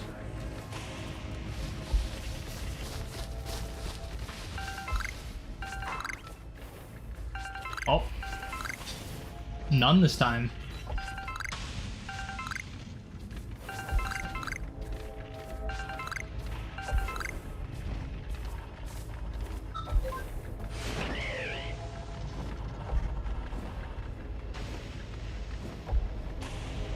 I might have gotten everything already. Is that a Leafeon? I'm gonna have to be paying attention to those if they are shiny. I think we got everything. I did get Magnemite today. I did. That's why we're in the Fieldlands now.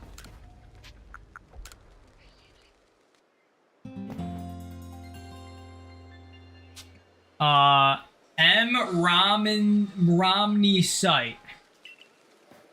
Thank you for the shiny luck.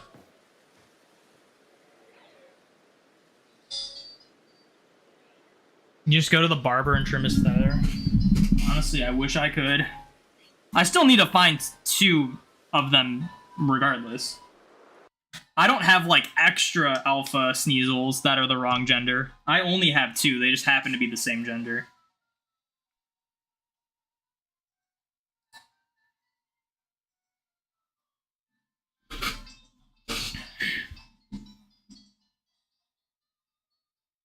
Alright. Get my counter back. How do you shiny hunt in Legends Arceus? It's not difficult. You kind of just run around and then until you hear a bling.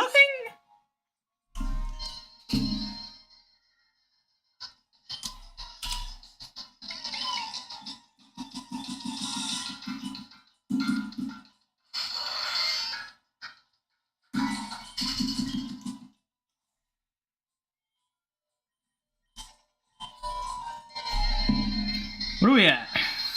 I might try to get to 13,750, which I think would be pretty good because that'd be 500 on stream for Mew, which doesn't sound like much, but this is not a quick shiny hunt.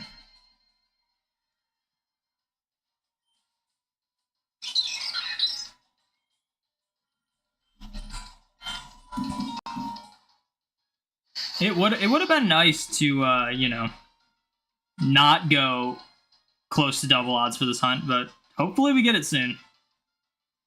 I'm gonna make a new battle video after this, and we'll have completely new frames we've never seen before, even though I'm confident we're not hitting the same frames as other hunts. And then I might start alternating between using the battle video and not using the battle video, because every shiny I've gotten on this game was not using a battle video. And I'm sure there's a lot of you that have absolutely no clue what I'm talking about, which is kind of funny, because like I feel like out of context, I don't like it sounds like I'm just speaking nonsense.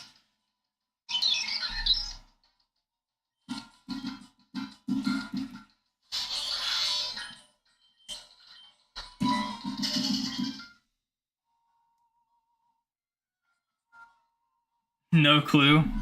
Yeah, so if, for those who don't know, I mean, I'll do like the rough, the Cliff Notes explanation.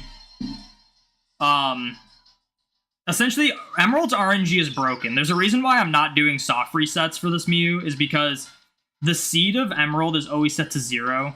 So you essentially have like predetermined frames that give you your RNG, and there's like predetermined shiny frames that you have to like hit to try to get a shiny. So if you reset, you're just seeing the same few frames over and over again, and you're just going to get a bunch of non-shiny Mews. But you have these like predetermined shiny frames. Every time I turn my game off or reset my game, it goes back to 0, and then it like reloads the same predetermined shiny frames that I just need to hit. When you go to like the battle tower and do a battle and record a battle video from it, if you play the battle video, it sets your frames to when you recorded the battle video and not like back to 0. So if you do like a long hunting session and then at the end of it record a battle video, and then at the start of the next hunting session play that battle video, you're essentially like in the timeline farther down already. So you're just like getting brand new frames every time. The issue with this hunt, and it's just the setup I'm doing, is that it's really difficult to set up these this Shuppet and this Banette. So every time I go do the battle tower, it heals them, and I have to like put them back to like low HP and burn them every time. So I don't do it often, but why don't you change the battery? Because this is Emerald, and if you change the battery, it will not fix anything. Emerald's RNG is always broken, regardless of dead battery. If you want to swap, if you want to change the also the battery is working on this one. Battery is indeed working on the one on the left. But if you're fixing an emerald, a battery in Emerald, it's just for time-based events. It has nothing to do with the shiny RNG. So yeah, it's just to get like different, like more unique frames for shiny hunting. It is all kind of superstitious anyway, because the game runs at 60 FPS, and the odds of a shiny frame are 1 in 8192. To hit 8,192 frames is roughly like 2 to 2.5 minutes. I think it's like 2 minutes and like 20-something seconds. So, as long as you're like not doing resets, and as long as you're hunting in like longer than 30-minute sessions, you're more than likely going to just be hitting different frames every time. Because it's very hard to time stuff perfectly to the frame, you know?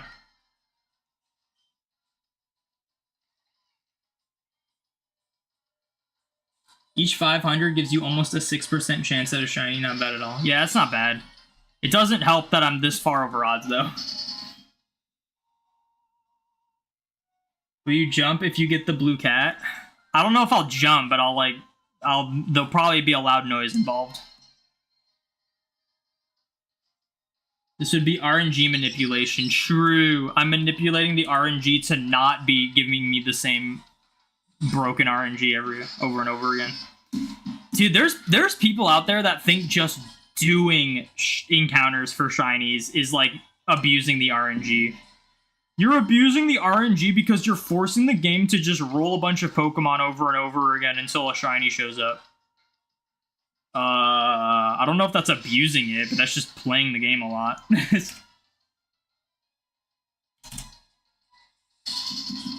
Ironically, not using battle videos makes RNG abuse much easier in Emerald. That's funny. I get it though, because you can like figure out what your shiny frames are in Emerald, and doing a battle video kind of messes with that. As far as I know, the battery does make changes to the seed. Are you 100% sure? You're getting it confused with Ruby and Sapphire. Ruby and Sapphire, you're 100% correct.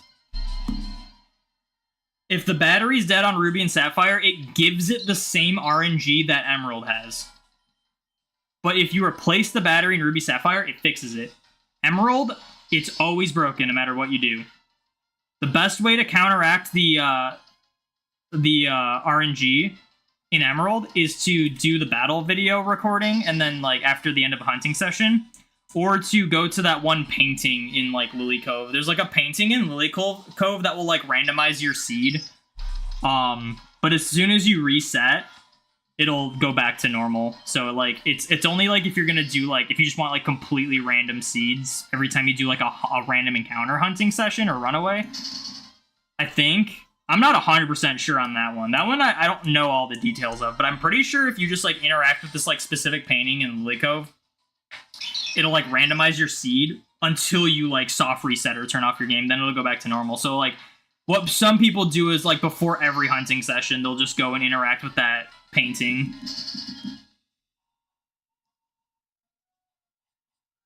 You didn't know that? Thanks, 100% clear. Yeah. It's just Emerald that's like you can't really do much about it. But Ruby and Sapphire, yes. If you replace the battery, it does fix it. Everything is RNG regardless, exactly. If you combine it with the painting, it is very to reseed, and then you battle a video, make your RNG seed so you can have like 30 seconds to hit. Oh, is that for like RNG abuse?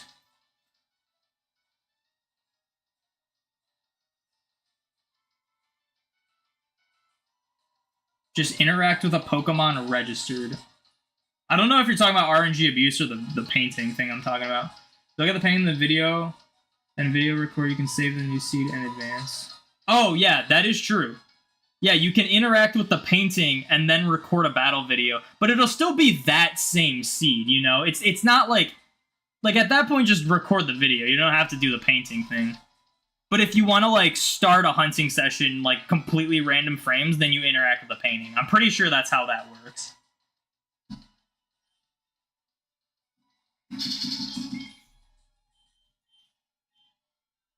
Which would be something to think about, you know? Because a lot of people will just save in front of the painting, and then they'll interact with it, and then just do the hunt they're doing. Which would be something to think about. I don't know if it's really worth it for this Mew hunt, because you have to go to like go through the little maze that is before this. You gotta, you know, interact with the boat guy, and he's gotta take you to the right place, and you know.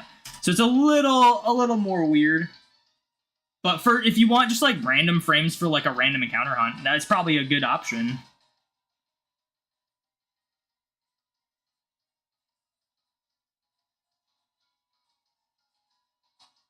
If you're a snob who wants 6 IVs and some dumb reason, better way to advance with ace shenanigans. Yeah, okay, yeah. So and that's all you have to do. So the painting though, isn't that like with contests? I don't know 100% about it. Is it, don't you have to like win enough contests or something in order to get the painting to even like be able to interact with it? You need a contest master. Okay, so it's like it takes a lot to set up, but it's like a cool thing if you want just completely random RNG essentially every time. It's not like 100% random, because like in the context of like Ruby Sapphire with working batteries and Fire Red Leaf Green, it's like every encounter you get is like literally a random chance at finding a shiny. When even if you do like the random, you get like random preset, you still have like a timing factor. You have to like hit the frame still with like Emerald, but you just won't know when the frames are. You'll never know because it'll be random every time. So it makes it like the most random you could get with Emerald. It is pretty much doing a working battery. That's cool. That's cool. I might look into that, honestly. That might be cool. Because, like, I know it's just superstition. I know, like, with the amount we hunt in these games, if we're not resetting, we're totally fine. Because there's, like, with how inconsistent I am with this Mew hunt and how, like, you know, like, there's no way I'm hitting multiple frames that are, like, the same and just, like, getting RNG clones over and over again. There's no way that's happening. But there is some sort of comfort knowing it's 100% random, you know? The painting changes the initial seed to whatever frame you open it on. Oh, so like if you're on frame 60, it makes the seed 60, which then rerolls all the frames to whatever it would be at 60. Do you think RNG manipulation is cheating? I personally kind of think it is. It's not like hacking. Like, there's a difference.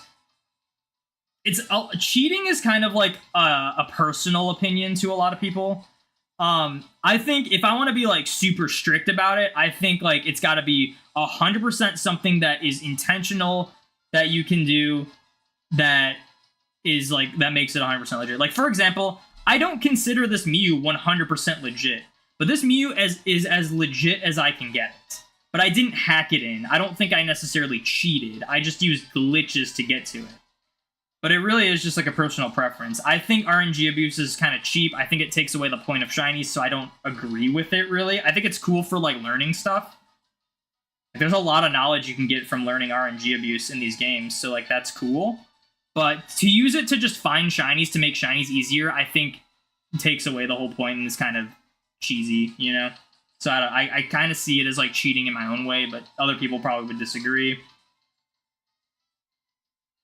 It gets to convert it. Oh, so it's right. Okay, I'll look into that. I'll have to look into that painting thing, because I know people were like losing their minds about it when it first got discovered, because it was like, oh, it makes Emerald's RNG completely fixed. But it's like, well, as soon as you reset the game, it goes back to 0 again. But if you just interact with it before a hunt, it is kind of like fixing it completely. Not sure how new seeds are generated in other Gen 3 games. You heard it's time spent on the title screen, just like the turn by the time spent on the painting, but you don't know. Oh, interesting. Partly, if your seed is determined by the time you spend on opening screen, and Emerald is when you're in combat, the frame is double. So when you say like it's spent on the title screen, but it's like random though each time, because if it was literally the same every time, the time you spend on the title screen, you wouldn't really be able to reset for shinies in Fire Leaf Green either, so it's still like random, but I guess it's whatever seed is determined based on that attempt. I don't know.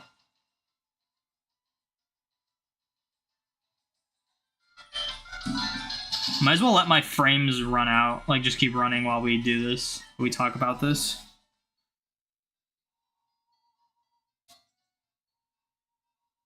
It's similar to the frame you hit A on the Fire Leaf Green seed, it sets the screen. There is a delay. There's generated and stuff, but you can RNG manip the seed if you set the game settings. Oh, interesting. So it is random unless you try like messing with stuff, right? I might look into that painting thing. That might be cool. I don't know if it's 100% worth doing for this Mew hunt, but it could be something to think about. Just make it like 100% random every time, as opposed to like feeling like I'm just missing over my shiny frames. Probably gonna try to get a shiny in every Pokemon game. That's cool. I've thought about doing that. I'm doing a shiny Dratini generational quest, so I'm trying to get a shiny Dratini in every generation, but not every game. Fire Leaf Green isn't random. I know nothing is like 100% random. It's like really hard to do that. But I just like the idea of doing a soft reset hunt in Fire Leaf Green. It should be like pretty random, right? Like you're not gonna get a bunch of RNG clones doing a soft reset in Fire Leaf Green just because you hit A on the title screen roughly the same time, right? That's kind of what I'm getting around. Because again, I'm not interested in RNG abuse. I'm just interested in knowing how the RNG works. Is hex 16 bits based on the frame, so 60 per second. The game runs for 60 frames per second, so unless you hit exactly to the frame perfect 2 times, it is a different Pokemon. So wait, so... Yeah, but how would you get like 8, like... It's really backroom chemist, but it is random. That makes a lot of sense. You've wondered if it would have been the case since you heard about the title screen thing, Janky 2000 error randomness. Yeah, but like, say I do, so like, say you're saying like in a row, right? Hitting like the same 1/60th of a second. Or are you just saying like in general? Because wouldn't it like after like thousands of attempts you would eventually hit that again and then get like because then theoretically you would have a chance of never finding a shiny unless it's just like only if you hit it the same time multiple times in a row. You have gotten a shiny in at least one version of every game since Black 2 White 2. Nice. I've never gotten a shiny in Gen 5. I will give you the watch off your wrist if you get an RNG clone by accident in Fire Red Leaf Green. You're safe from that. Okay, that's what I thought. I just don't know how it works. And I knew it was based on frame still. It's just when you said it's like based on the title screen, it's like there's a lot of times I'm on the title screen at the same time though, like roughly. Like I'm not expecting to hit the same exact frame, but like, you know, I wouldn't doubt that it happens sometimes after like hitting A almost immediately when you can. I didn't get a distortion, did I? I did not. All right.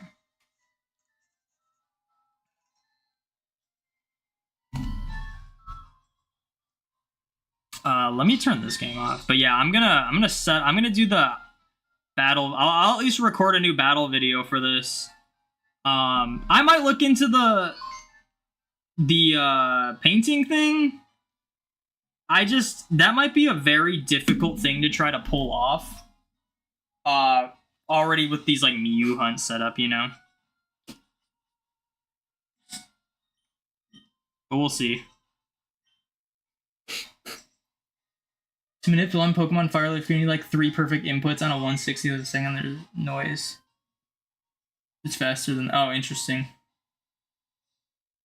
You got a shiny Excadrill in White 2 right before the League in Victory Road. Random encounter. That's pretty cool. That's a cool one. Argent Clone and Fire Leaf randomly ain't gonna happen soon. Would be nice.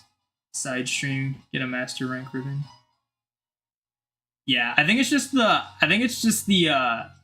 I think I just misinterpreted one thing you said. I think that's all that's going on. Rip Bidoof, rip all these hunts. I'm done. We're done. We are done streaming for the day. So I'm going to end it here. Thank you to everyone who tuned in. And I will see you